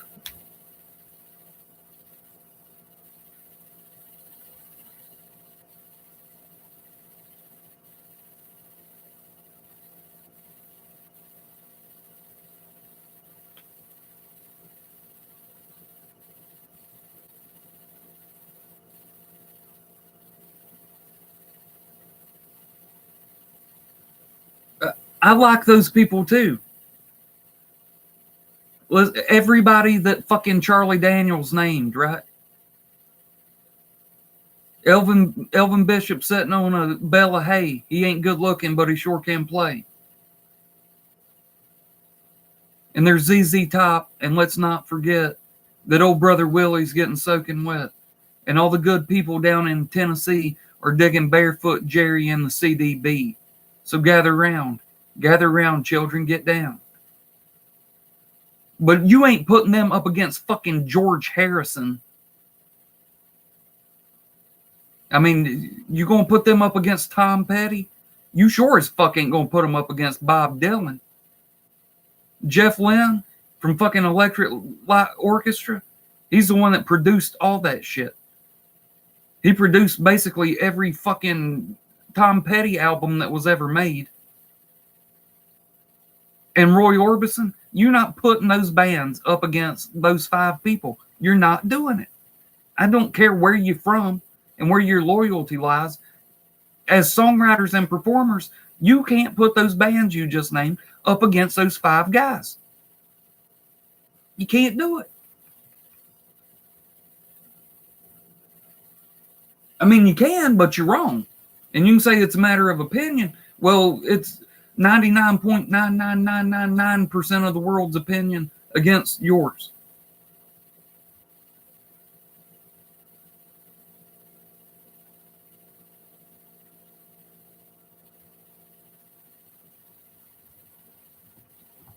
I gotta pee. Don't run off.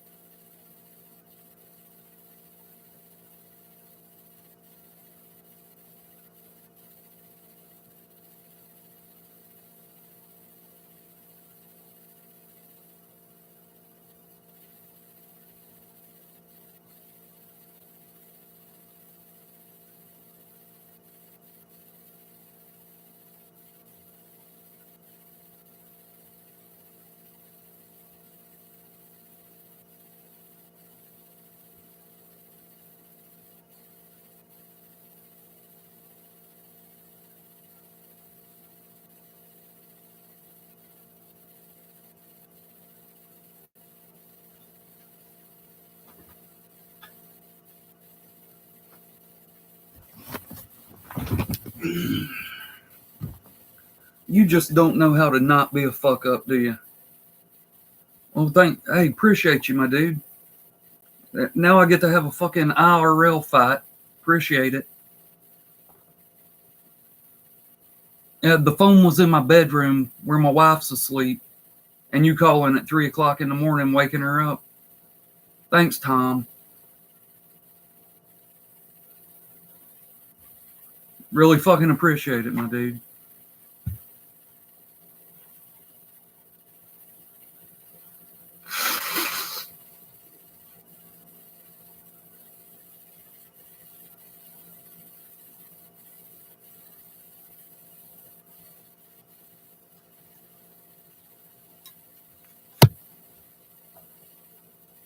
Don't worry, I'll give her your number. All right. So then when she's ready to fight tomorrow, because she just got woken up by you, I'll give her your number. She can call you, and you can have the fucking fight.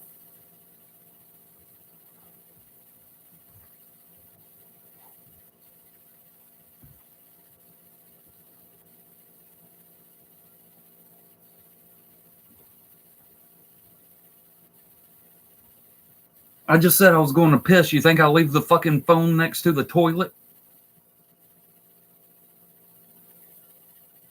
God damn.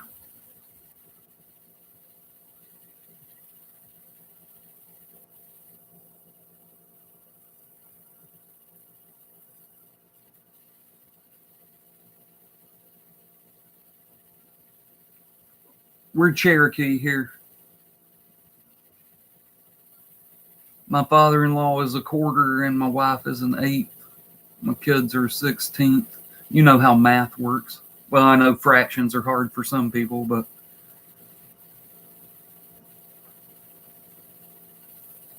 I'm just straight Irish. That's what I'm fucking pink.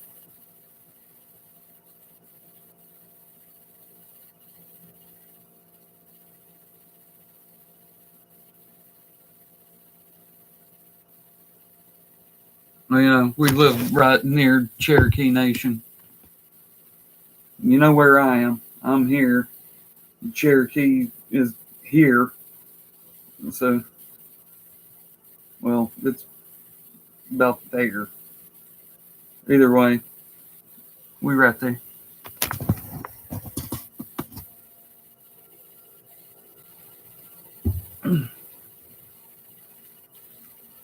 White trash. I'm far from fucking white trash, dude. I'm as far from white trash as you can get.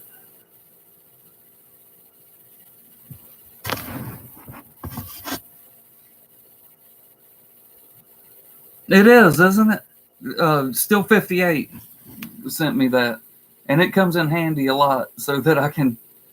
Anytime somebody asks a question about North Carolina, I can point to where shit is.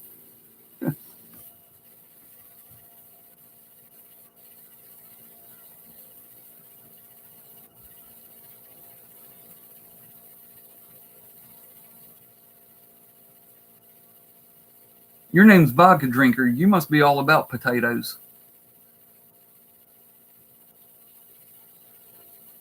No potatoes, no vodka.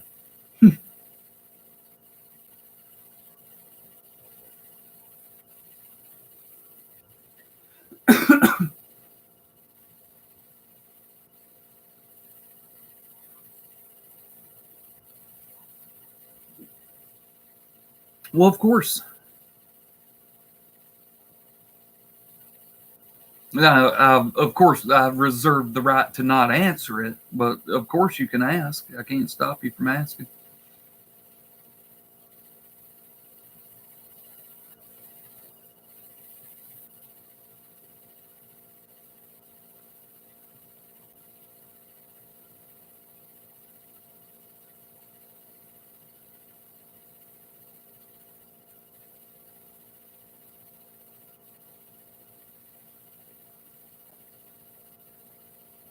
I'm waiting. So yeah, you can ask.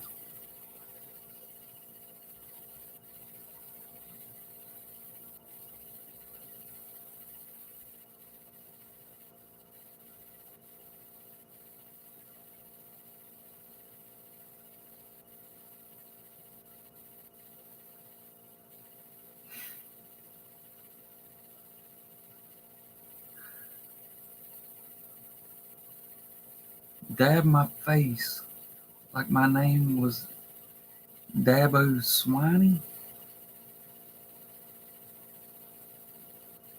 I'm guessing Sweeney, Dabo Sweeney.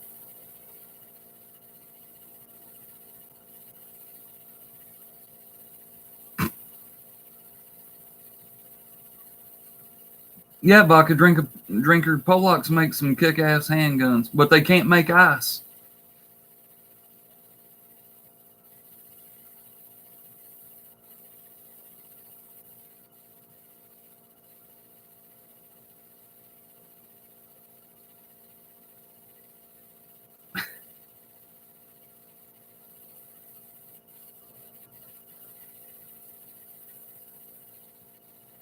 Well, I mean, how fucked up are you?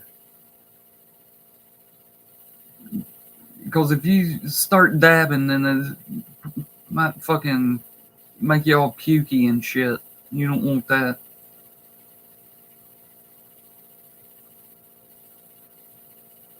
6.9, yeah, you're good, dude. If you'd said 8.0 or higher, like if you were an 8 out of 10, I would have said no. 6.9, you're good. It's going to knock you the fuck out, but you're going to sleep good. No problem, dude. I'm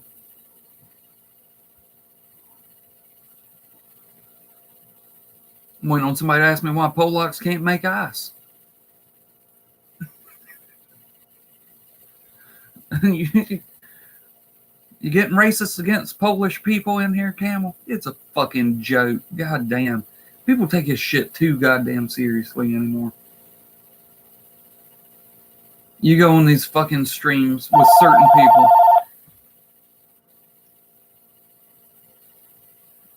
people. And it's no matter who they're talking shit about it. Well, that's because they're racist.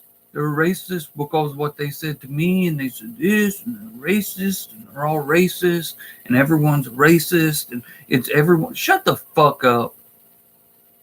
Get the fuck over yourself. Who gives a shit?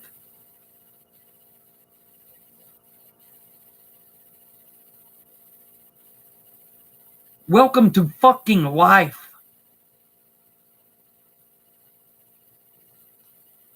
I mean, not trying to sound harsh or sound like a bigot or a fucking racist or nothing, but goddamn.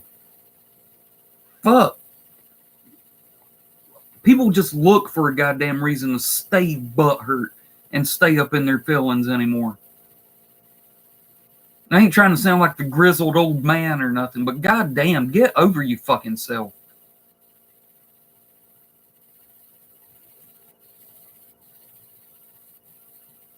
It's always these little fucking punk ass kids that wouldn't know real racism if it smacked them upside their goddamn head. Always.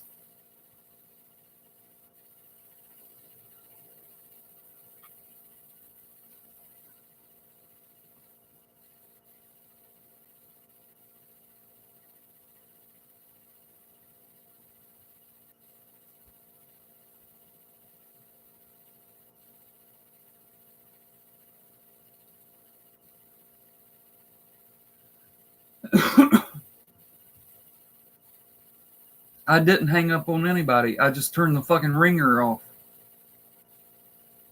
So he still hears it ringing and he's saying, he's not, what? And I've turned the ringer off.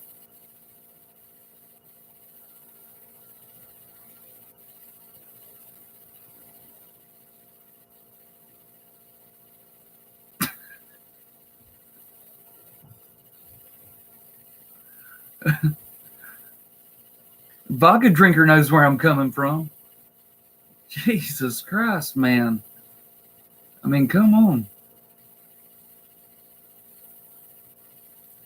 Shit.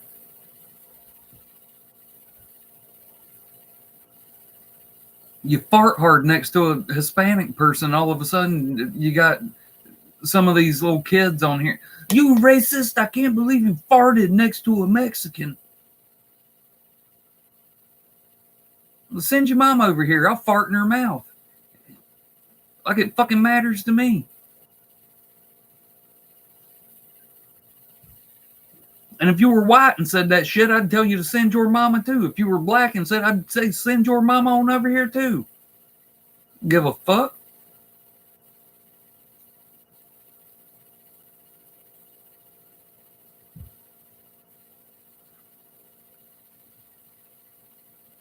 %2 of the world is ginger.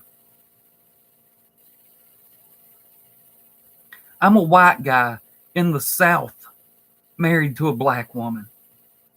And I'm a fucking ginger. There is no bigger minority on this planet than me. More people have fucking Lou Gehrig's disease than are gingers living in the South married to a black woman.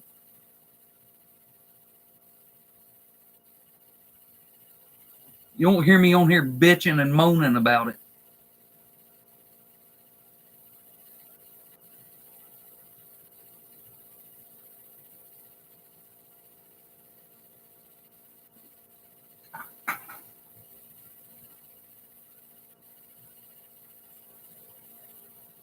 Scott.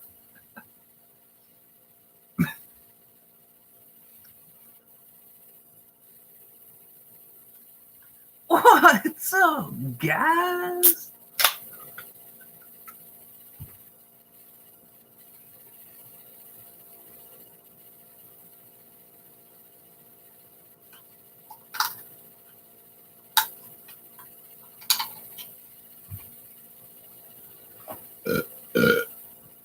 Cheers.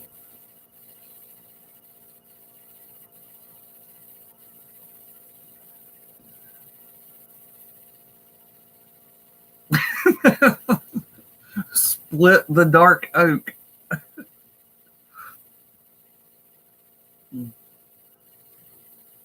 And like I said, my wife's 1/8 fucking Cherokee. Now we fucking know it ain't like there's a whole lot of fucking Cherokee Indians running around.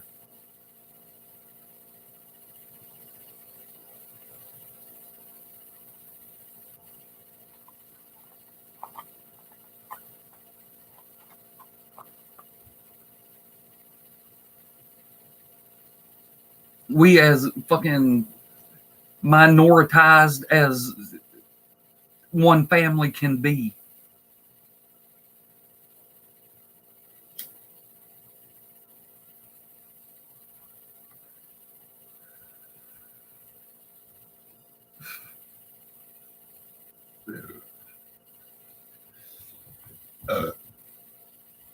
I'm pretty sure as long as you can prove that you're at least I don't know if it's 1/8 or 1/16 that you can live on the reservation. Hell, it may be a quarter. I don't know.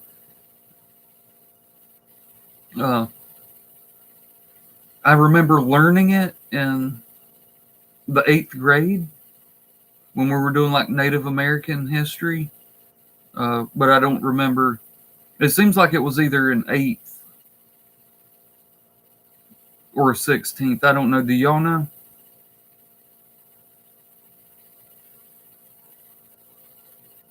Shit, Scott, you probably know. You be hanging out with them.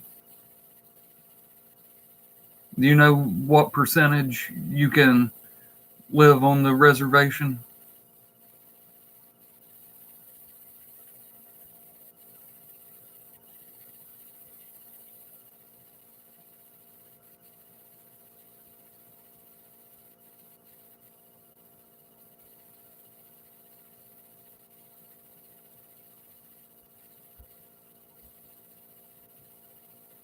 A quarter.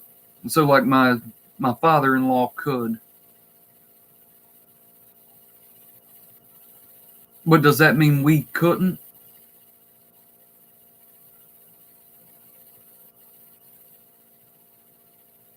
Because my father-in-law's a quarter, but my wife's an 8th.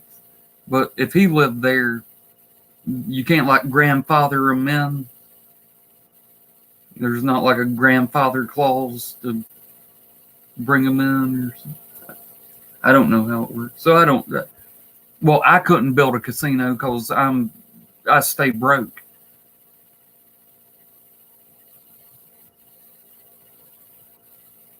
Well, I mean, if I'm married to her, I can. If it was okay for her to be there, they can't say that no, I'm not allowed.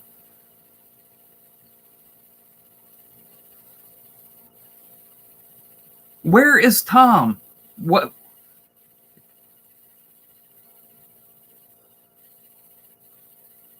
Where y'all keep saying he's talking to y'all and shit?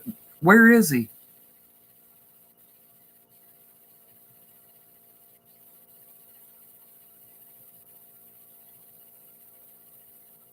I'm telling you, Tom, you are not blocked over here, dude. I go to your fucking channel. I go to the flag icon and it says block. If you were blocked, it would say unblock. You're not blocked.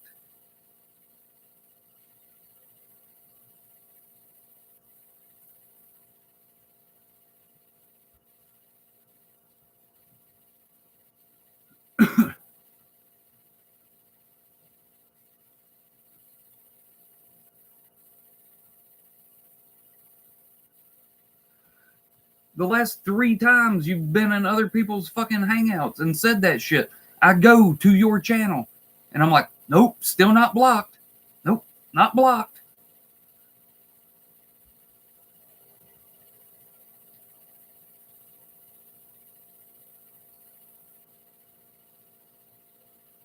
Oh, not see, you must have been more than a fucking 6.2 or what, or 6.3.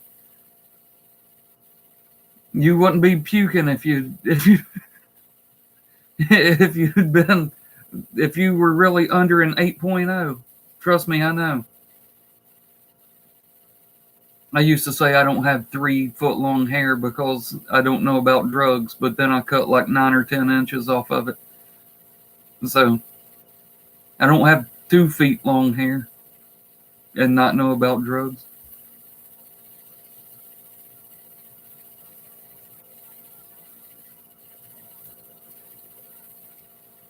There you go. That's all you can do, dude. Just focus.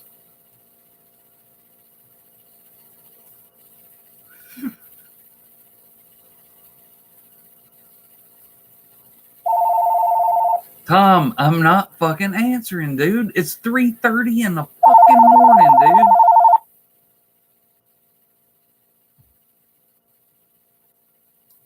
God damn. Scott, I do care. I do give a fuck what you think about my channel.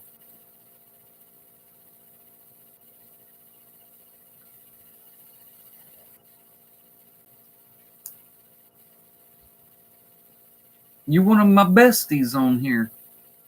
Not downplaying anybody else's role in here, but everybody knows me and Scott, we're fucking tight.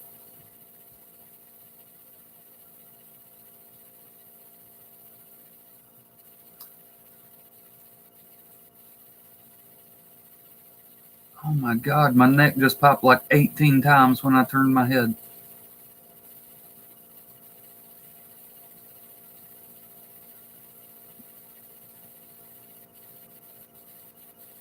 People always say, well, if it's cold outside, I can always put on more clothes. But when it's hot outside, you can only take off so many clothes and then you'll be naked.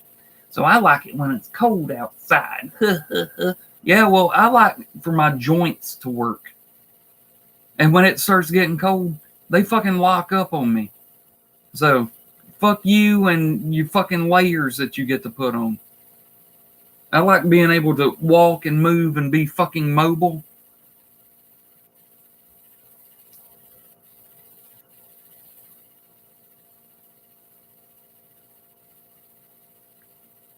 Ah, wants not a Satan is your Lord. Well, I'll put Thoth up against your Satan.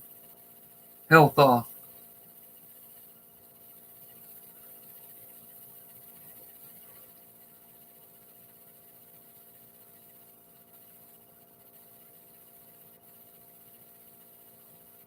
Cattle Dog, we all know you're part of the Zero Fucks Club, dude. We know you don't give a fuck. That's where your respect comes from.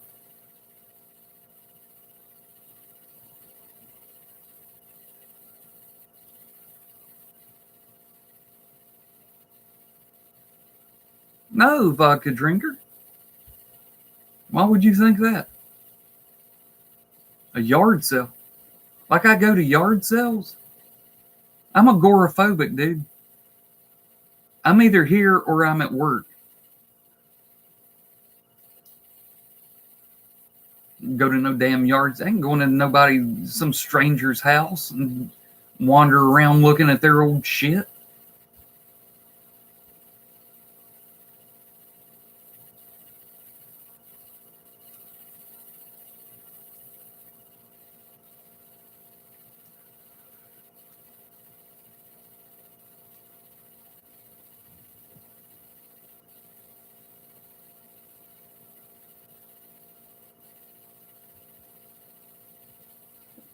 Let's say, how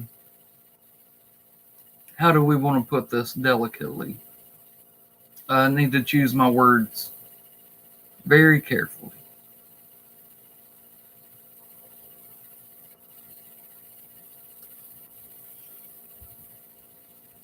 Give me a second. I'm still getting over a fucking concussion here.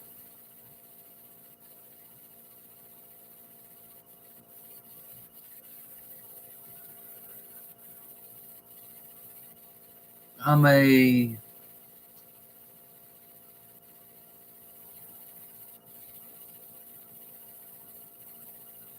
willful sympathizer.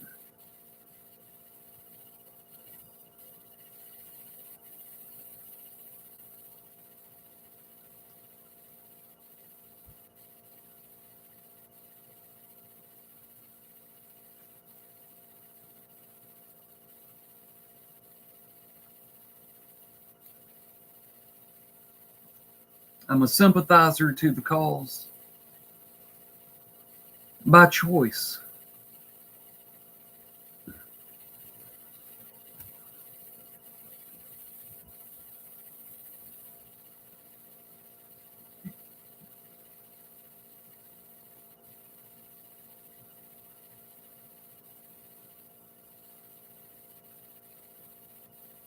I would go into more detail, and I could at length.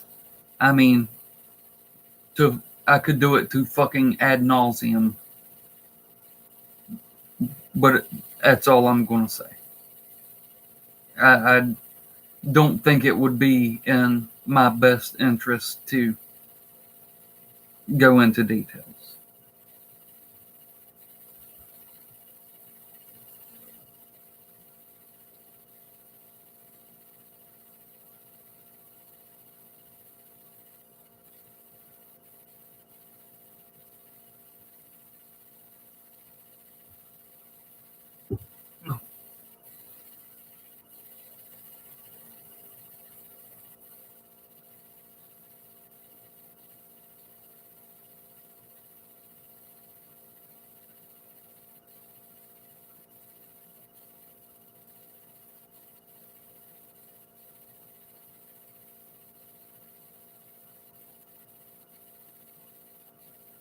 Vodka drinker.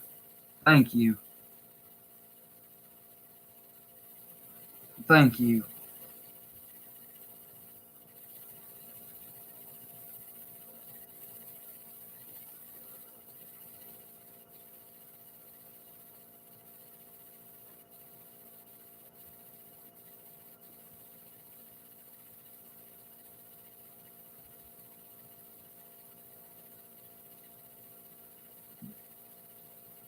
Hey, Nada, do that over at your place, dude.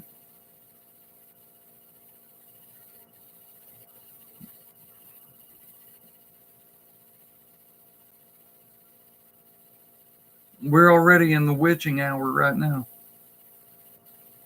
Usually starting at about 3 o'clock, shit starts going weird around here. And like I be seeing shit out the corner of my eyes, shadows and shit. And Beer Can Mountain usually starts shifting around without me doing anything. Like the beer cans just start sliding off and shit. That's not happened yet, and it's 3:30, so maybe good.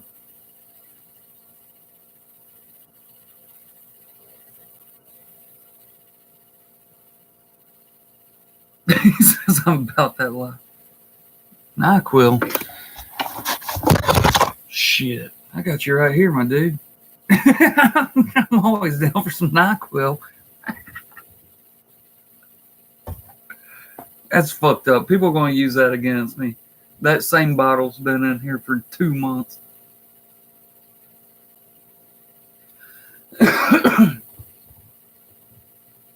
Vodka drinker, I would say that's probably second. And when I tell you what number one is, you'll go, oh yeah, I forgot about that, because nobody ever thinks about it.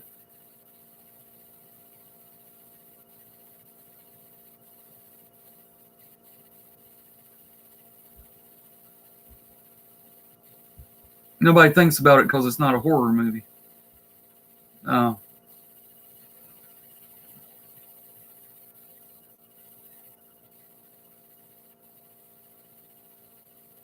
The Shining is one of the best horror movies ever made, but even Stephen King hates it. It's not a good adaptation.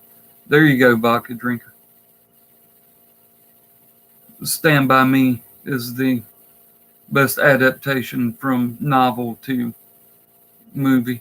And even Misery is good. It is really good. It's a good adaptation of the book. And I've read the book and seen the movie. And one that I think is even better is The Green Mile. I think The Green Mile, once again, it comes back to Tom Hanks. I think Tom Hanks is the best actor of all time. And I think The Green Mile is a very good adaptation from book to movie.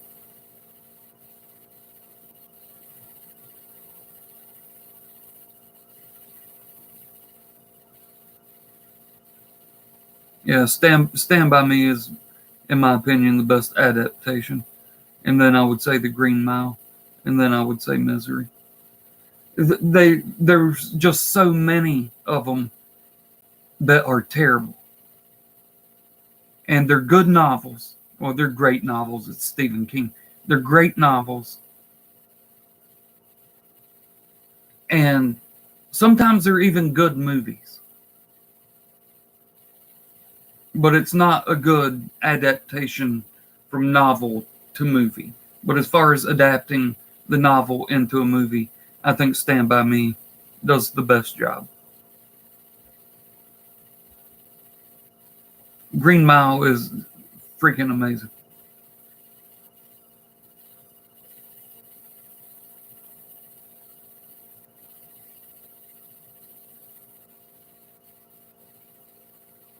But like, what's that one called? And I like the movie. A lot of people just fucking hate it. But it is like, the book is so weird that it's hard. It would have been hard for anybody to translate it into a movie. The one with Duddits, Dream Catcher. Is that what it's called? Dream Catcher? Just horrible adaptation. Like, if it was a movie and not a novel, like if you just made the movie, I like the movie. I mean, it ain't like one of my favorite movies of all time or anything, but I do enjoy it. But horrible adaptation from novel to movie.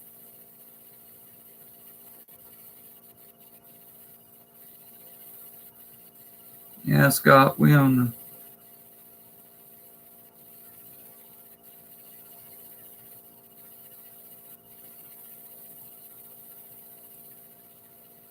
I've never read that one, Vodka Drinker. I am aware of its existence, but I've never read it.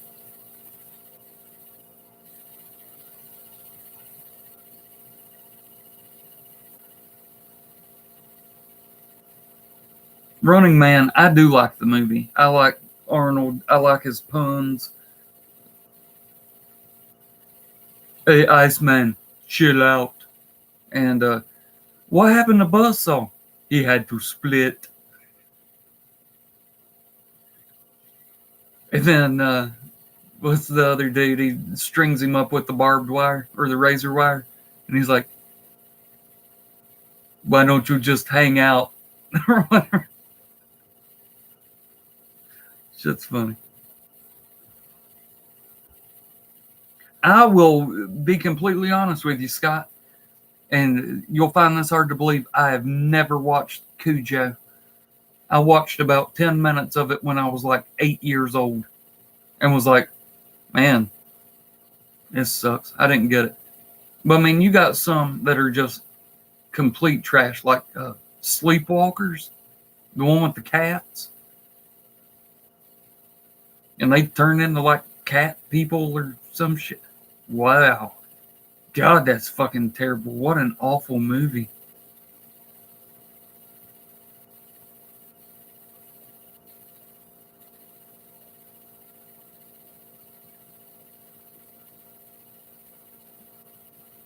It's hard to adapt Stephen King novel though, because there's so much fantastical fucking, for lack of a better word, otherworldly stuff going on. Like, I thought The Stand was good. And like, what's it called? Dolores Claiborne. That was pretty good. But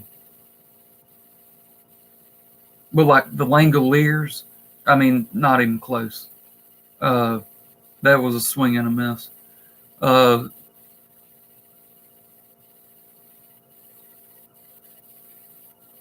Fucking one that did get really close and is a good movie, especially for when it was made, because it was made like late 70s, very early 80s, was fucking the one with the fucking car.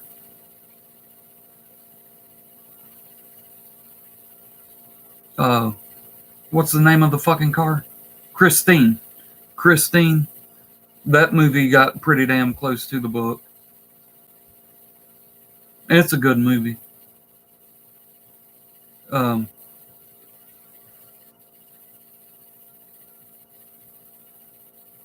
I like the original It. I have not seen the new ones. Neither one of them. The original one with Tim Curry, I know a lot of people bash it and say that it's slow and drawn out and boring, but Stephen King writes novels that are fucking 1,200 and 1,300 pages long. The novels are drawn out and can get slow and boring as well. But it's because he's trying to take you into this world where you feel like you can live in it. Not everything in life is just excitement, bang, bang, bang, fucking. We'd go crazy if it was. You have to realize that most of your life is downtime, highlighted by sporadic moments of excitement.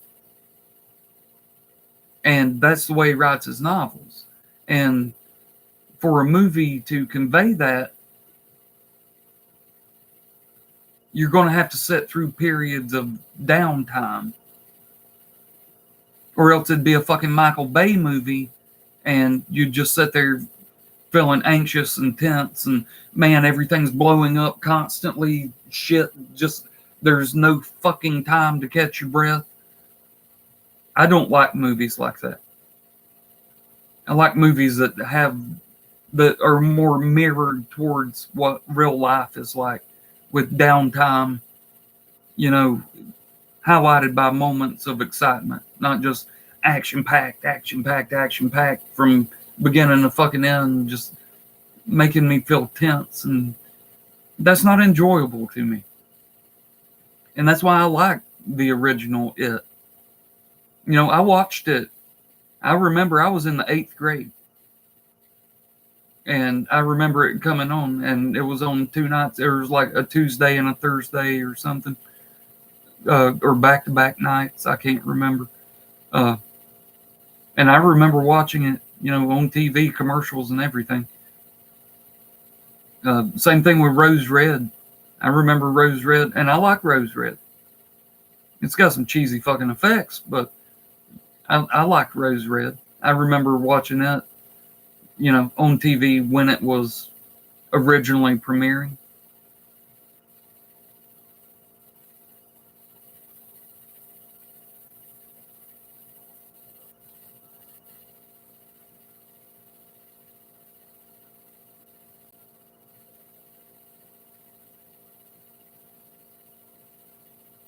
Right.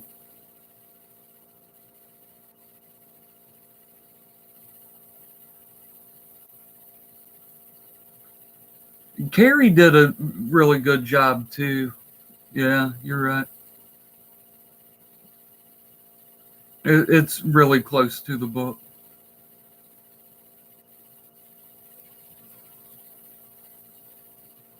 I would be showing all of these, but my brother-in-law, my wife's brother, not my sister's husband, but my wife's brother, uh,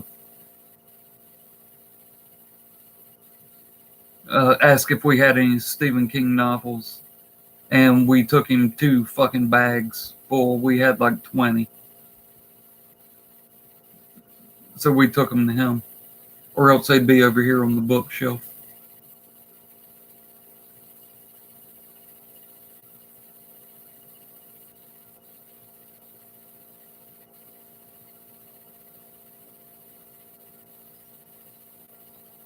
Vodka drinker, it's a tightrope, dude, for sure.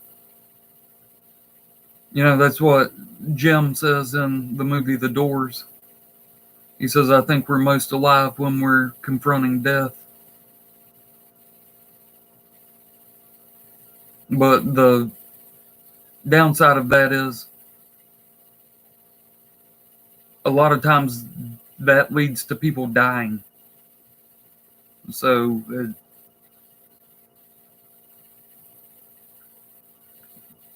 I don't know how scared I want to be. I would rather be actually alive than feeling alive if it's going to lead to me dying.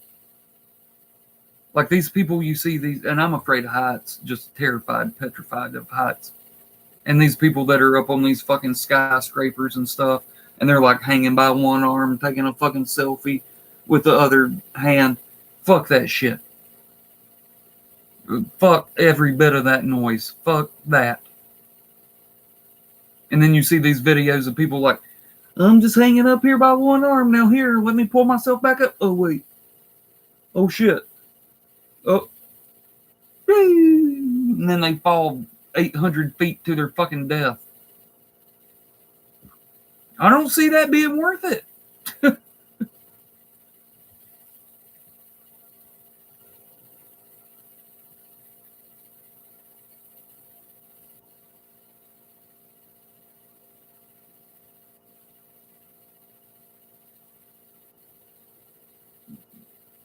Who's kung fuing up?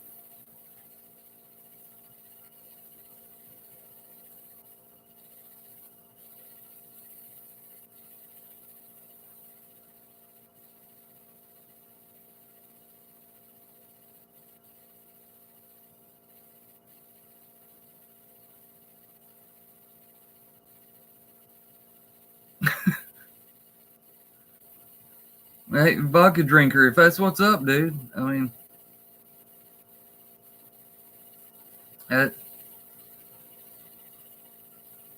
I got mad respect for people that can do that shit. And they can fucking never saw Motel Hell. Uh, People that can do that shit and like water towers and shit, you know. People that go up there and, I mean, I think more about the people that put them up because it's not like there's some giant ass fucking machine that lifts these motherfuckers, 300 feet in the goddamn air when you got a fucking water tank that's, I don't know, 20 times the size of my house.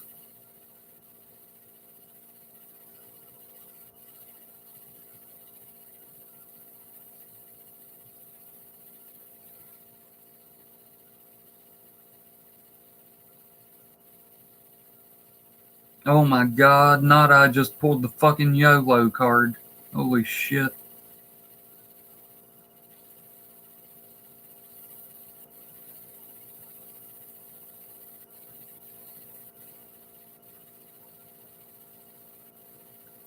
If I'm watching a video, this is me sitting in the safety of my fucking man cave, just back here chilling, and I'm watching a video from whoever, and it's fucking like top 10 scary videos that you'll wish you'd never seen. And I'm sitting here like, man, these are fucking stupid. And then it'll be like somebody working on a cell tower, and like they'll pan the camera down. I get vertigo, dude. I mean, just watching the video. I mean, as soon as they pan down, my head spins, my fucking feet go numb. I can feel the blood rush straight down, to my legs and to my feet. Just vertigo. And that's from being in the comfort of, my fucking man cave, just seeing the video of it. I'm all panicky. I've got fucking 7 different diagnosed fucking panic disorders. So, well, mental disorders. Few of them aren't panic related, but like being manic depressive doesn't exactly have much to do with panic disorders. But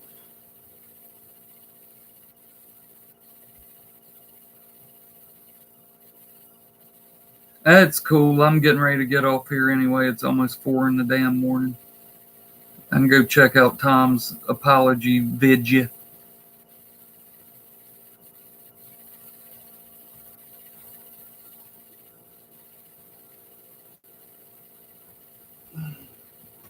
I've had a song stuck in my head all day anyway. So I need to go watch it like 5 times back to back to back to back to back to knock it out of my head. And then I'll probably look it up, see how to play it, and fucking learn it. And if that happens, maybe by Sunday night, I might play it on here.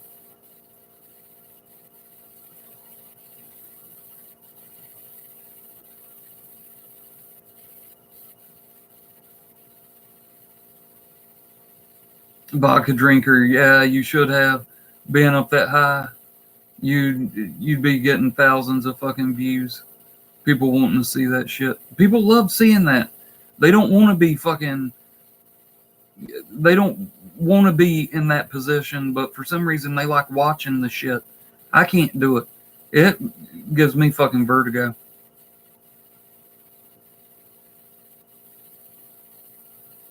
And fuck all them bridges and all that shit too, A-bomb. I can't do that shit.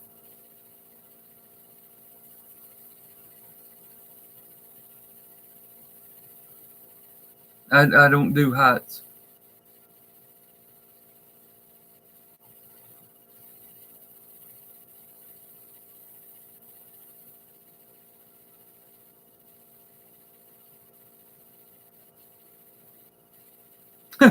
Gotcha, A-bomb.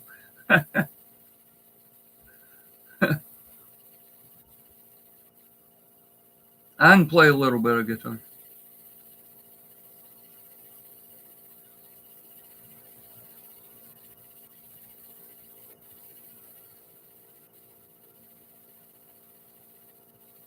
I can play my face excellently.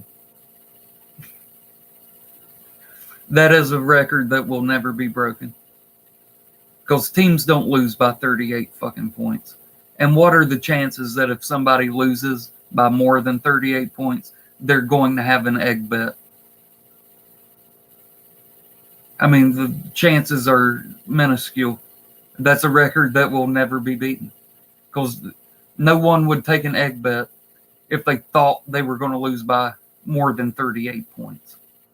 I thought it was going to be a close game, and I got proven wrong. So I'm pretty sure that's a record that is going to stand pretty much forever.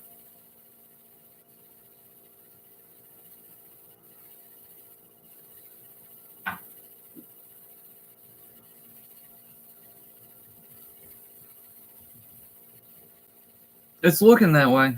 It's looking like they not wanting to take that bet.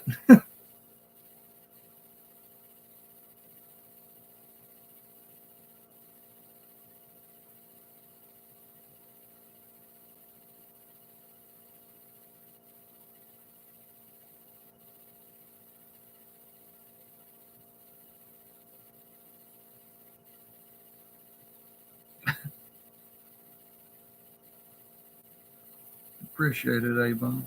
Hey,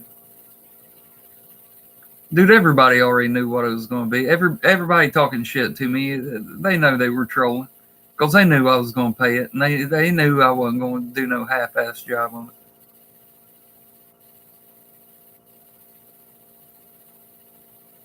it. He used a Sharpie on his what?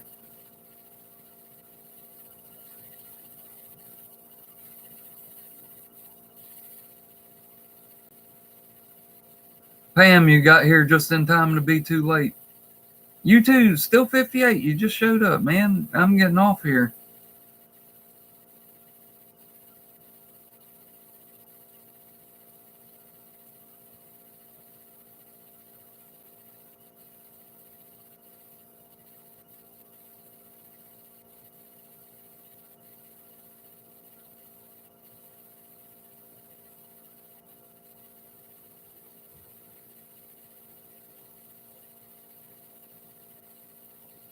Cattle dog, I don't, but if you can find some way to uh, instantly send me a gram, that'd be cool. I need something to go in this guy.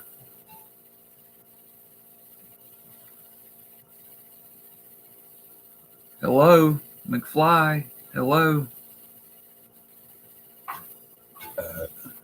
Hello.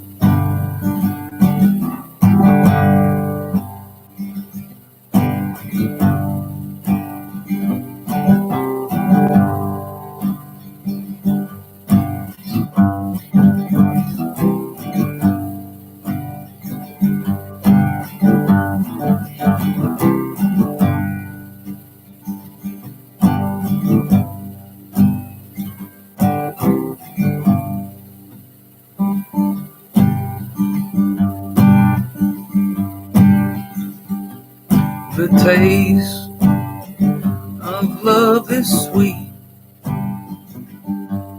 when hearts like ours meet. I was brought in by love's desire, but I fell into a ring of fire. I fell into a burning ring of fire. Went down, down, down, and the flames went higher. And then burns, burns, burns, the ring of fire, the ring of fire, the ring of fire.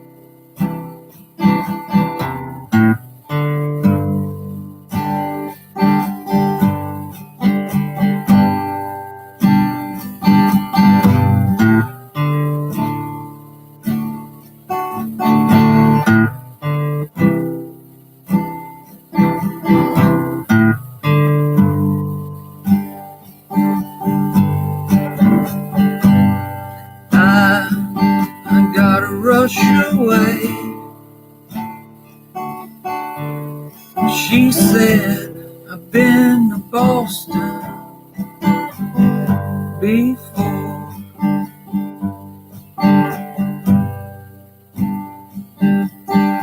And anyway, this change I've been feeling doesn't make the rain fall.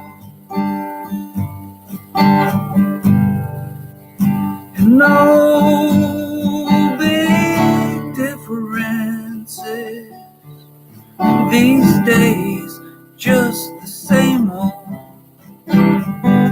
walk away.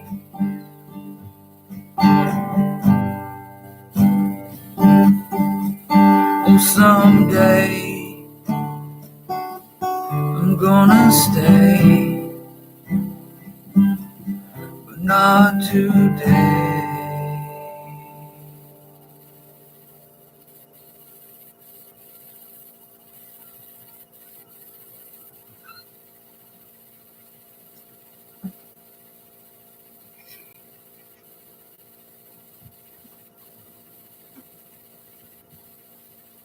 I love you guys, you know that I do. Appreciate like hell the fact that you're willing to come hang out with me. Always a good time. Appreciate the company.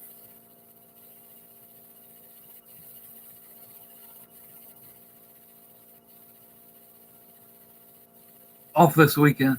You know you'll be seeing me around.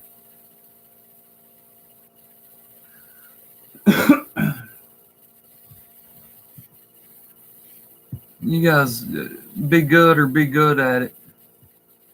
Love y'all. Bye.